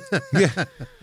When you'd be upset, you do two things. Pray to God and call me. Who fucking showed up? Exactly. Shut up. Who went to the airport? I didn't see Jesus in the fucking seat next to me. I said, Mary was not in baggage claim waiting for me. Understand? So he said he wouldn't give up on him. He said that he just would not give up on me, and I think that's the credit to his grace and long suffering, because Jesus knows, obviously. Right. He let me rebel to a point where I was tired of rebelling. Wow, a very good parent. He said that God ripped apart the old Larry Johnson and gave him a new outlook on life. Quote, he kind of piece by piece stripped my ego, stripped Larry Johnson, Penn State, Kansas City. He stripped that away from me and began to give me a new heart where I was helping a lot of people and talking more about the goodness that he gave me and being able to help other kids that were struggling. The more I talked, the more I was growing into what he wanted me to be. Does he know that Frankenstein is a metaphor for a monster that tears apart everything? Tears it apart. That's God, what he is. Frankenstein. Jesus made a Frankenstein that's going to destroy civilization. So let's talk about still crazy after all these years. Yeah. Still crazy after all these years. That's what's going on right now with him. Crazy. Now he's crazy. Crazy for playing football, running into people with my head. He newfound faith, and now he's been on podcasts, has his own podcast, tweets crazy. I'm talking crazy shit here. All sorts of very much into anti-Semitism. He is. Stop. Wow. Oh, where do you see this one tweet? It's wild. I mean, it's crazy anti-Semitism. Like, do you think crazy internet shit? It's crazy internet. Yeah, I don't think he knows, dude. Do you think he knows? I don't think. Now he's saying that. You'll see what I'm talking about. That's okay. So he says that he also claimed LeBron James taking over for Kobe on the Lakers was a quote. No, LeBron James taking over for Kobe as the face of the league was a quote blood sacrifice. He thinks the NBA crashed the helicopter? Yeah, he really loves conspiracy theorists. He also starts contributing to InfoWars, starts telling Alex Jones bullshit. Yeah, starts giving it to... He also didn't read that court document either when Alex Jones said, hey, I'm full of shit and this is a character. He didn't read that part and thinks he's fucking serious, like other morons who listen to that fucking knuckle-dragging cunt. So, anyway... Yeah, that's nothing to do with politics. That's to do with crazy people trying to convince people less intelligent of them of fucking crazy shit. That's a terrible thing to do. It's disgusting. While hurting people. Hurting people. It's a disgusting thing to do. Honestly hurting people. There's fucking bodies in his wake. Fuck him. Fuck that guy. So he also shared anti-Semitic conspiracy theories, primarily that a, quote, Jewish cabal is involved in human trafficking, murder, pedophilia, human sacrifice, and child torture. The whole QAnon bullshit, basically. He's all about it. Guy. Oh, yeah. You want to hear some quotes? Yeah. He tweeted that he was proud of the racial disparity between African American people and his imaginary Jewish cabal. He didn't say imaginary, because African Americans, quote, overwhelmingly underperform in the area of human trafficking, sex trafficking, pedophilia, ritualistic child torture, perversion, human sacrifice, and murder. We don't do that as much as the Jewish people, is what he's saying. So we're happy to have that difference, he said. He also, people started saying, fuck you, QAnon bullshit. He said, quote, just like clockwork. This is dude, he's crazy. And politics aside, we can disagreeing on politics is fine. One thing, right? You can disagree on, I think taxes should be this and that. I think there should be this much interference in this and this. I think the regulate. That's all shit you can talk about. Right. You can't debate crazy. You can't debate crazy. If a homeless person comes up to you, screams in your face that the government puts poison in orange juice so white babies are less fertile, you can't fucking just parse the points of his argument and tell him where he's wrong. There's nothing. You're crazy. Right. You can't bring him back to reality. It's over for him. You can't debate crazy. And the problem is people like this guy might actually believe this shit because he's got brain damage. And there's fucking assholes out there who know what they're saying is complete horseshit. Right. People, your Alex Jones and people, they know what they're saying. It's a character. It's a money grab. It's clickbait. And they're saying crazy shit to get people with brain damage to click on it. James, tell me he's not verified on Twitter. You know what? I don't even. I bet he is. I bet he is. They might have taken. No, maybe not. Well, he says this.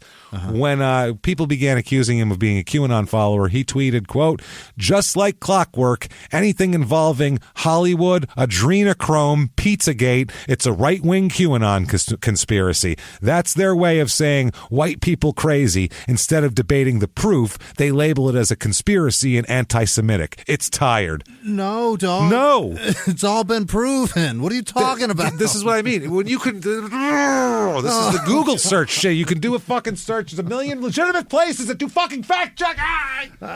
I'm going to go out and start cutting people with broken vodka bottles. I swear to God.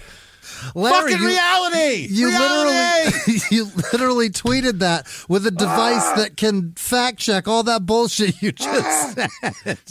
Oh my God. Just do the search, man. I'm going to have a stroke, and this is why. Oh, Larry, your brain is more striped than a Bengals helmet for sure. Jesus Christ. Live in reality or get fucked. That's my thing. Man. I don't care if you disagree with me on everything. We'll find some kind of common ground to deal with. But you can't say that. When you're in crazy fucking cuckoo crazy land, no, I'm done with you. This is fucking nuts. When did he tweet that, James? In the last few years, man. No. In the last 3 years. No, don't say that. Yeah. He's one person fucking, he tells a guy, I'll tell it to your face if you prefer, somebody that tells him he's crazy. Oh, dear God. He also begins lately associating with the Black Hebrew Israelite movement for the last year, writing that shit? That's a different thing, sort of. But he wrote that Jews have stolen their religion. This is that whole movement now that they're the real Israelites. It's a big thing that's going on here.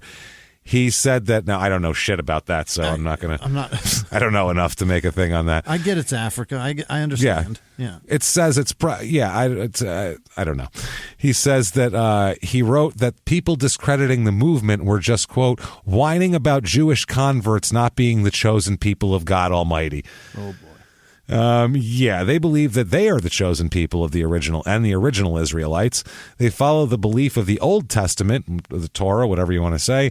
They said that the belief is that the Old Testament, the Torah, is about them rather than the Jews, and that the transatlantic slave trade decimated their religion on purpose. It was a conspiracy from the Jews to decimate their religion to take it over.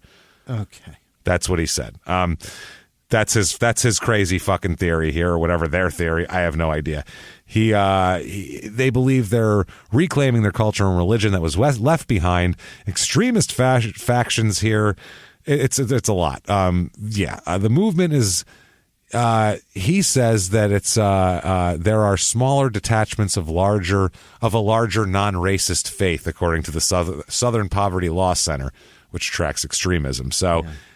But he blames, essentially blaming Jews for the slave trade, plantation slavery, Jim Crow, sharecropping, and general black oppression. Oh, God. Yeah. Jews did that. He then said, I'm not an anti-Semite, I'm anti-termite, he said in 2018. Twitter removed the tweet, said it violated their platform with language that dehumanizes others on the basis of religion. So, he posted photos of Orthodox Jews wearing prayer garments along with verses from the New Testament in an apparent effort to discredit Jewish traditions. Mm-hmm. He has also posted Holocaust denial as well. Oh, Larry. He got in an argument with fucking Lenny Dykstra, of all people. Okay. He argued with Lenny? Let's just say this. If you're in an argument with Lenny fucking Dykstra and he's the sane one... You have lost your fucking mind. Walk into the ocean and keep walking because the plot's gone. He's the sane one. Yeah. Lenny's the sane one. Dykstra. Yeah. This is fucking crazy. Yeah. He's tweeting about something he's retweeting something from the Auschwitz Memorial because Lenny he kind of identifies as Jewish now. He's got Jewish, his daughter-in-law is Jewish now, and he's got his son is married to Meadow Soprano. Yeah, but he married a Jewish woman too at one point, if I remember. Yeah. So I believe he converted. Yeah, he converted. Like he posts stuff about Holocaust, and Lenny's fucking batshit crazy, QAnon half the time too, but not in this regard. He's nuts. So he posted a thing about a young boy who was killed in a fucking thing here. Oh, my God. Is he saying that this is a conspiracy? Did I misread this? Oh, no. Lenny Dykstra's tweeting to Deshaun Jackson. The receiver? Yes. Deshaun Jackson 10, as a matter of fact. Oh, my God. Yeah. I'm fascinated already. I want to know something. Oh, I don't know. He's tweeting at some crazy people on here. There's some crazy people. There's a couple of normal people. Yeah. But Kurt Schilling's in the mix. Aubrey Huff's in the mix. There's a couple of crazies. Larry Johnson's in the mix here. Oh, tweeted all these guys. I don't know what he's saying. Four Stooges. No, Lenny. What the fuck? Larry to Leonard. Jesus Christ. And anyway, they're talking about a young boy here who was killed in the fucking Auschwitz in a gas chamber. Oh, and Larry Johnson retweets it and says, International Red Cross records say otherwise, which is a QAnon thing. They say that's all bullshit. But if you look them up, they don't say otherwise. They're the same fucking records. It's been there for 70 fucking years. You fucking cunt fucks. I swear to Christ. I swear to God. Yeah. Fuck it's you, something that, all of you, you idiots. Something that he heard and he just fucking says it. Yeah, it's just disgusting. Something that they know. Yeah, they know. You can find anything to say that what you're saying is true. Right. So anyway. Right. Well, I heard. That has become, if somebody says, well, I heard, I'll discount everything that you have to say further. I want nothing to do with you. Well, I heard from a guy who doesn't know anything else, too. I read an article. No, you didn't. No, you didn't. He is spreading all sorts of this shit here. He starts a podcast as well called Sight to the Blind. I'm sure that's which great. It spreads misinformation, anti-Semitic rhetoric, and was suspended by Audio Boom as their distributor. They kicked them off their platform. So that tells you how crazy you are to have to get a fucking podcast removed. Right. You know how crazy for them to notice it? How crazy you have to be? Holy shit. In response, there is so much bad shit out there. No, fucking ridiculous. In response, he said the whiny crybabies heard I was talking about their religion and they jacked from the Israelites. Wow. And he said that he, quote, angered rabbis from here to Israel. And he said the Most High didn't pull me out of this world and put his something in me to apologize to the children of, I don't even know what the fuck he's talking about. He's talking about Abraham and Isaac and Jacob. I don't know what the fuck he's doing. He then, Sight to the Blind. He explored. The description said it explores the dark. He is, by the way, verified. I see his check mark right here. The description says it explores the dark roots of our society and culture to expose deep secrets that remain untold. That's what he says. He also, when Rolling Stone tweeted that Public Enemy fired Flavor Flav after 37 years, he retweeted it and said, hip hop is a Jewish plantation. Look who just got kicked out the house. Oh, that's what he said. You're only saying that because of that bad email a few years ago. I'll tell you what, I get one email from any member of Motley Crue. I'm going to be railing against how fucking I got kicked off the plantation. Hey, what the fuck? That's ridiculous, man. The description, oh my God, Jesus Christ. He talks all this shit. Some of these descriptions, what's Satan's scheme in today's world? He also went on Twitter in a rant saying that NFL games were rigged.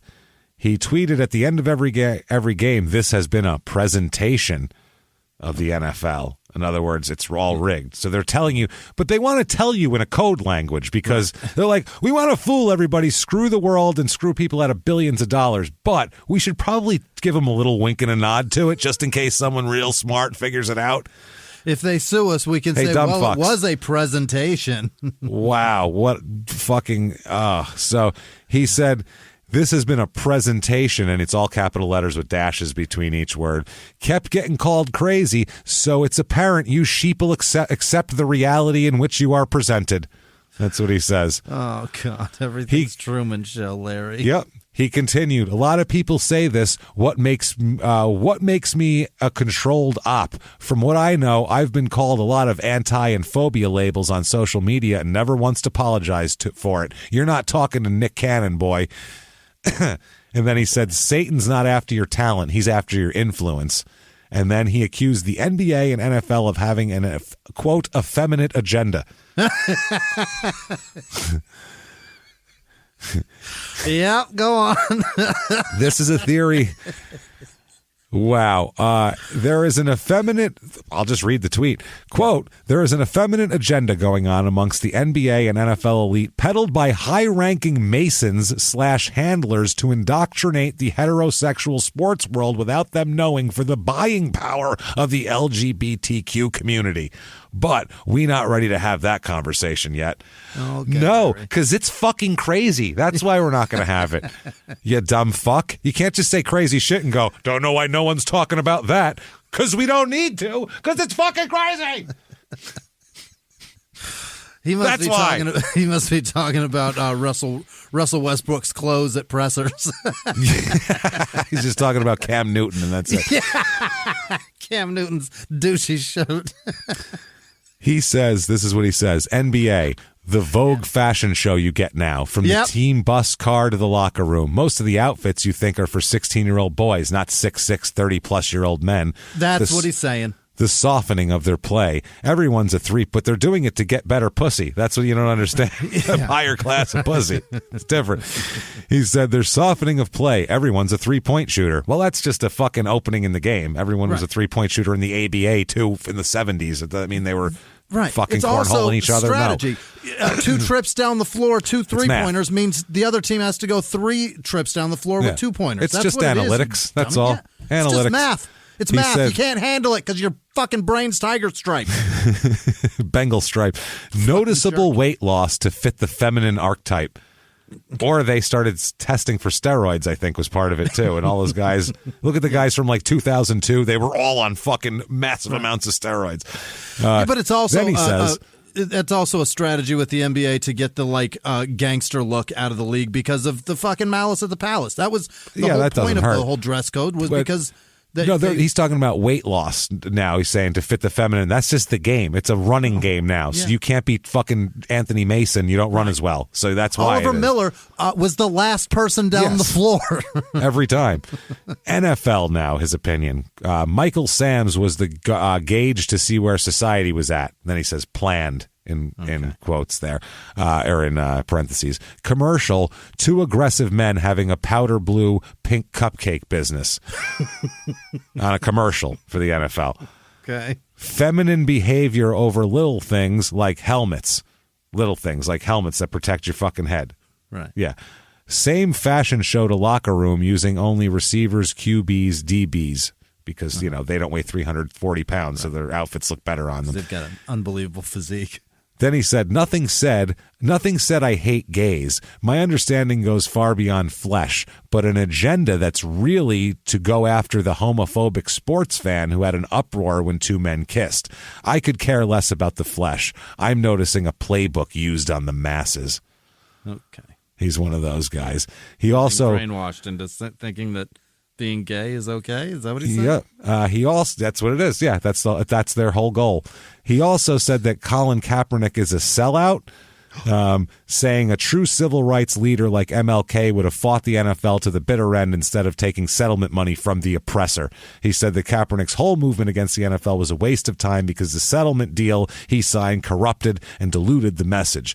He said if your backdrop is going to be the African-American civil rights presence that it brought from the 60s and you're going to use that for your own causes, you don't sell out. You don't turn your message into a Nike hoodie. He said, blah, blah, blah. Now, I don't know what activist Martin Luther King or Malcolm X, I don't know what civil rights leader that you even saw or follow that made you even think that selling out to your oppressor or signing a deal with your oppressor was the way to go. Okay. Now, we'll end this. Man. We'll end this with my favorite Larry Johnson tweet of all time. Here we go. There's another one? Lastly, ... He even knows it's going to be the end of the story here. Quote, October is LGBTQ History Month. The NFL players wear pink that month. They also want you to think breast cancer, but they show you they don't care much about women. Look at the treatment of domestic violence issues. Oh, Lair, no. Don't open the business. Keep this can of worms closed. Oh, God, Larry, I'm going to fucking... You've got to not say it, Lair. God, he broke my brain, Jimmy. It's over. He broke it. He broke my brain. I can't take it anymore. Turn the phone off, Lair. Can't get enough? You know what? I can get enough. I'm clicking this off. I'm done with you, Larry Johnson. No more notes. Fuck off. Unfollowed. I don't care anymore. Bye. I've had plenty. Never mind, can't get enough. That is one of the biggest assholes we've ever talked about. Like, absolutely. A person I would never want to talk to for 5 fucking minutes. When there's so many other people who are like, that guy's an asshole. It'd be kind of fun to hang out with for a night. How many times have we said that? Not this fucking guy. Fuck Objectively him. An asshole. Huge asshole. Like, I'd love to hang out with J.R. Ryder for a night. He sounded like a party. This guy's a fucking dildo. Not a party. He's a dick. So anyway, that crazy shit. If you enjoyed that crazy shit, tell us. Get out there. Give us 5 stars. You can do it Apple Podcasts, Stitcher, Spotify now you can do it on. And the newest one, Audible. Please do that. Audible's a brand new one on there. I know we just got on there. So if you want to give that and Small Town Murder 5 stars, helping us out a ton. Thank you so much for doing that. Also, head up to, like it's upstairs. It's a website. Get upstairs. Yeah. Get upstairs on this website. It's, it's floating through the air. That's how it works. It's over your neighbor's house. There's a treadmill. Yeah, you know how it is. Yeah, just hop right on it. That is shutupandgivememurder.com. Get all your tickets to upcoming live shows. Get all of your merchandise as well. Lots of merchandise. Everything there you could possibly want. Check it out. Shutupandgivememurder.com there. Patreon.com/crime and sports is where you're going to get all the good stuff, man. We have this week 2 amazing episodes, and anybody $5 or above, you get access to Small Town Murder and Crime and Sports bonus episodes every 2 weeks when they come out. You're going to get it all, and the entire back catalog as well. So check those out. This week for Crime and Sports, we are doing A Year in Sports Crime, 1995. It was crazy. Terrific. Yeah. How many of our athletes were arrested in 1995. It was like dozens. It was insane. The list, it was so long. And then you're like, Warren Moon? Like, yes, Warren Moon too. It's crazy. Like me reading Patreon lists. It's what it was. It was a wild fuck, except for an hour and 20 minutes. It was a lot.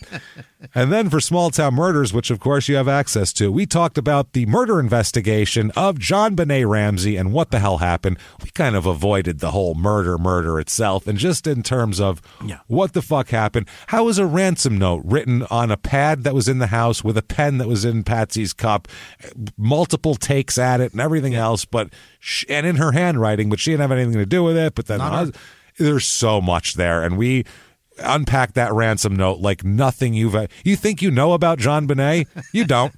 You've never heard us talk about it. So definitely check that out. Do yourself a favor. Patreon.com/crime and sports. And in addition to that, you will get a shout out here coming up in a second because God damn it, we want to thank you. So Jimmie will mispronounce your name to tell you that. Or you can just do it at PayPal as well using our email address, crimeandsports@gmail.com. That's also a good way to get a hold of the show, that email address. Or you can follow the show at Crime and Sports on Twitter and Facebook, or at Small Town Murder on Instagram, or do all three. Make sure to read and review and write and fucking follow and do all that shit. That said, Jimmie, God damn it, hit me with the name of my favorite goddamn people on the face of the earth who would never, ever try to swing a broken vodka bottle at us and not even remember it. Hit me with that list. This week's executive producers are Bryant Rivera Rumbo, Jordan Bennett, Carol Braun. It's really Carol Braun and Jordan have been doing this for thank you years, and I can't thank you guys enough for being so amazing to us. Thank you. You're darling, truly. Really Lisa are. Fong donated in honor of all spunky Italian grandmas everywhere, including yours and hers. Obviously. Thank you. We appreciate that. Carmel Puttyfoot, Dizzy O'Rourke, and Chantella McKay. Thank you guys. Immensely, fucking endlessly, truly, for your support. And the amount of people that donated this week based on just because you love grandmothers. That was nice. I honestly, thank you. Through bleary eyes through tears, a couple of names just because the donation was so sweet. So thank you guys. A lot truly. of sweet ones. Other producers this week also Fraser Henderson in Scotland. Happy birthday. Happy birthday. Grace M. She had a near full ride through college and landed a dream job. Congratulations, Grace. Congrats. You're the one, huh? The smart and talented. Congrats on all your. Full ride. That's there's no debt involved in that. No, you're rolling. Good babe. work. Good job. Smart and talented Victoria and Charlotte Payne. Thank you very much. Thank you. Corporal Carl Kirshner, Zoe Bird, James Martyr, Booger Johnson Jr., On Young. On Young, I believe that's onion. That's Anyang is Korean for hello. It's a Arrested Development joke. Okay, I've got to watch more of that goddamn show. It's a great show. It's fucking amazing. I've seen it all the way through and don't remember a goddamn joke, except for there's always money in a banana stand. There's always money in T-Bone. He's a flamer. Go on. Remember that? All right. Peyton Meadows, Ashton Perkins, Anita Dick. That's a reference from Letterkenny. Jimmie and the Whipped Creams, I guess. Larry Butterfast, you bastard. Happy birthday, awesome. Jenny Lee Banman. Your country friends love you, you slut. I was told to say it. It's not us. It's not how I would talk to you. I apologize. No. Much nicer. Adam Nuth won the CIS and STM Fantasy Football League. Congratulations. Hey, congratulations. Maddie Cakes, Mike Papa, and Maggie Quackenbush helped out with that. Bridget O'Shaughnessy, she donated both ways. Thank you so much. O'Shaughnessy? That's the name. Yeah, there you go. O'Shaughnessy. O'Shaughnessy. I'm like, O'Shaughnessy. That's how I would sing it. Yeah. Wilson, Evan Hovorka. Happy Hour was in Hooksett, New Hampshire. I don't know if you know, James, but Hooksett is the only Hooksett in the country. Dr. Myron Schmuckstein, Andre from Moldova, and his brother-in-law, Charlie, James. That's 90 Day Fiance, right? There you go. Charles Emerson Winchester III. That is MASH, right. Caitlin Smith, Janice Hill, Mara Fechner, Frank the South African birdwatcher, also Frank the South African birdwatcher whore. Oh, good. No last name. Katya Jerkinoff, if you're proud of yourself for that one. Rebecca Flowers. Rebecca Flowers, Maureen Moran. Donate for us to donate to pup shelters. Thank you, Maureen. We will do that. Jason Forrest, Mandy and Hilton Head, Jean Leon Magnato. I think it's Magnato. Happy birthday, Justine McNeil and her son Boston. Fuey Moi. Day. He gave his parents poems for Christmas. Well played, sir. Nice job. Good work. That's the way you come up. Ruse Ramakers. Tiffany Cook. I don't know. I'll never get it right. Trey Volkanar sent us due money for Karan Butler. Perfect. Josie McGregor and Jill, thank you both. Claire Jones, Ralph Furley, Alexander Welch, Morgan McLeod, Thomas Smith. Hang in there, Tom. It will get better, I promise. He got laid off and then he's going through a spat. He's a great dude in fucking England. Thomas, we appreciate you. We've all been there. Rachel Taylor, S.J. Surridge, Diana Anzarina Bautista, Cassie Harlow, Reagan Shockley, Plum Creek Farm, Michelle Kerr, Spalding Small Snicker Bar. I think that's the Snickers bar that was in the pool in Caddyshack. Yeah. Maybe. I think so. Catherine Focher. Jesus. Richard, I hardly know her. Richard Schammel, Jen with no last name. Carly Hubschman, Jake 8429, not the other ones. Sarah the Queen, Sarah Mitchell, Zach Hines, Ashlyn Wolf, Heather Hall, not Wolf. McKinley with no last name. Dave Kraft, Vera Asplind. Yeah, Grant Vipond, Zachary Smith, Andrew Deuce, Regina Abigail Adams, Sam Powell, Joe Fitzpatrick, Gregory Smith, Adam Grumprick, Jessica with no last name, Nick Howard, Tiffany Mendoza, Horse that Goes Quack, Natalie Goltz, Christian Gray, probably not that one, Rosamond Idon, Casey Lincoln, Erie Webbs, Liz with no last name, Janine Wachter, Francisco Medrano, Sean Hopkins, what? Is that right? Michael Ray Duncan Jr. Oh, it's John Hopkins. That's where I was.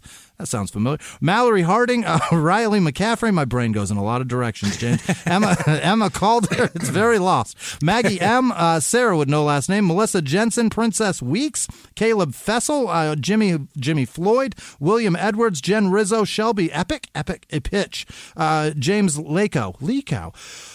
Cop Lauren, what? That can't be right. Jeff Kavanaugh, Matt Bilski, Haley Steinhelber, Matthew, nope, that's Mike Naughton, Haley Pettit, Lissa with no last name, Joseph Pittman, Carla T, Sylvia Ashley Arnold, Lisa Alexander, Ashley Bertram, Andrew Webb, Cynthia Pocan, Jill Bosergi, Julia Lumio, Samantha Krause, problem there. Madeline Wynn, Danae Littlefield, Rachel Boyers, Emily Sophia, Tiffany Mangabat, Alex Bohm, Amy Kazier, Jesus, Dean Kerrigan, Tyler Bourgeois, Taryn with no last name, Dark 187, Joe Calaccio, Eileen Castle, Jess Miller, Kelsey Hansen, Morgan Reichenbach, Cassandra Foley, Sarah Marquez, Stephen Thomas, Ashley McLean, Alicia Bodley, Jeff and Megan Perry. Oh, they're in fucking Idaho. Love you both. Hey. Sierra Watterson, Andrea Strapulos, Reese Martinez, Alexa with no last name, Josh Copperman.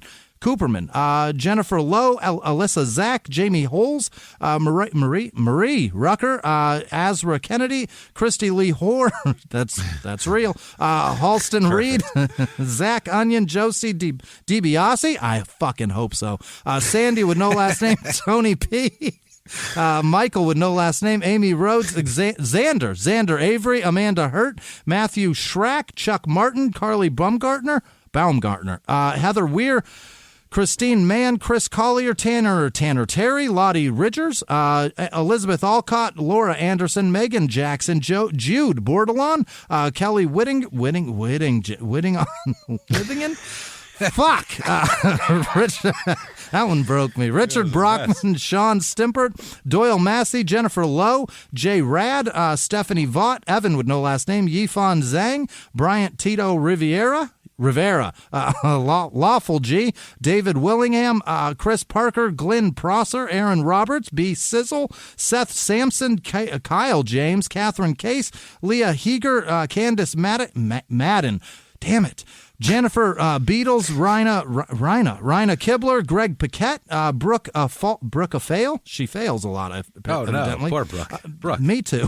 Fuck up, Brooke. You can do it. Brooke, you fuck up. You can do it, you Brooke. Don't fuck it up, Brooke. Terrell with no last name. Jasmine Karanen. Victoria with no last name. Haley Pearson Cox. Tim Bailey. Heather Lawson. D. Nice. Christopher Swanson. Rachel Krumenauer. Chad Monroe. Misty McLaughlin. Sam Myers. John Sardo. Corby Swenson. Perla Richardson. Jennifer Shoppy. Keely Powell. Natasha Woodruff. Dion Standley. Tyler Ray Hawkins. Julia Galazaka. Michelle Sanderson, Carmen Hawes, Jackie Brown, Laura with no last name, Allison Napier, Amy Nix, Nicole with no last name, Adam Zach, Doug McCoon, Dr. Sarah Whitty, Gigi with no last name, Melinda Galladay, fuck. Jessica Richter, Sarah McCold, Sophie Johnson, Amy with no last name, Greg Faluna, Michael Duncan, Katie Wika, Desiree Werlinger, Jan Roth, Donna Cherisis, Pinky Lane, Cecilia Salguero, Brandon Harris, Terry Davids, Lucas Phillips, Marathon Running Catholic Mom of 7, what is this? Quanta Chipopomus? I really hope that's what it is. I think that's what it is. Carrie Reese, Hannah McAfee, and Amanda Knock, Luigi with no last name, Cameron Sophies, Brendan Borky, Mama J, Jason M, Denise Hogue, Finley Todd, Carol with no last name, Kyle Urich, Lori Howell, Michael Matthew Hine, Lisa Cunliffe. What? I don't want. Nope. I'm moving on. Maggie Rodabaugh, Steve Robertson, Ariana Castillo, Evan Gallagher, Michael Rush. Sheila Case, Fraser Henderson, the Maury Dennis Farina. The Maury one though. Farina. Dennis Farina. Isn't that a fucking actor? He's an actor, yeah. He's been an actor for 40 years. He was on Law & Order for a while. Yeah. Dead as fuck. He's amazing. He's dead now, yeah. The Maori one. That's the one. Rachel Darby, Tiffany A., Sarah Amador, Michelle Meaner, Sarah Goldfarb, Luke with no last name, Natalia Villarreal, Grace Ashforth, David Murphy, Zach Gallardo, Riley with no last name, Bixby B., John Williams, Jennifer McVetti, Richard Lamoureux, Jorge Martinez, Sam Yuljuice. What? Yuljuso? That's gross. Haley Wersinski, Duniger, no last name. Craig Finella. Nora Welsh, Gretchen Schneider, Fred Schumacher, Emily Anderson, Louise Klymott, Kristen Hage, Matthew Nickel, I think, Quinny and Sean, Casey with no last name, Michael Morris, Ian Larch, Emily Williams, Cameron Gilmore, Myris Pietragallo. Myris? Do you know a Myris? I do not. Well, I have no clue. Maybe they're stealing. Are you stealing my name? No shit. Sean Moore, Sydney with no last name, Tony with no last name, Sunshine's and Andy Giannis, Nicole Woodcock, Boy, oh boy. Brandon Wellis, Jack Teffrey, Joseph Petrie, Heartsick Design, Alex Steffens, V with no last name, Cody Woodkey, Clint Stocks, Rebecca Rockcliffe, Thomas Serrano, Jeremy Miller, Joe Ruggiero, I'm so sorry, Mary Kidd, Melissa Sotlace, Andy Wilburn, Leah Burgess, Pterodactyl, Lexi Bryant, Tracy Graves, Mandy Porter, Nicole Lucille, Trevor Succo, Ben Churchill, and every last patron. Thank you guys so much for everything you do. Thank you, everybody, from the bottom of our hearts for that. You're amazing. Thank you for your outpouring of support. You just have been so nice. Thank you, man. Like I said last week, I don't know if I mentioned it on Crime and Sports, but everything meant a lot to my family, how nice everybody was. So thank you for doing that. What if somebody wanted to get a hold of it? Tell you what. Christ. Just fucking Google the show. Yeah. Google the show. You can follow both of us on social media. You'll find us. We're there. You're not going to miss the hosts. We're the only thing to talk about on the thing, so it's fine. You'll find us. It's staggering, though. Thank you, guys. Thank you for everything that you do for us. And I think we're going to keep doing more stuff for you to hopefully make it up to you for all of the niceness you are to us. And live from the Crime and Sports Studios, we will see you next week. Bye.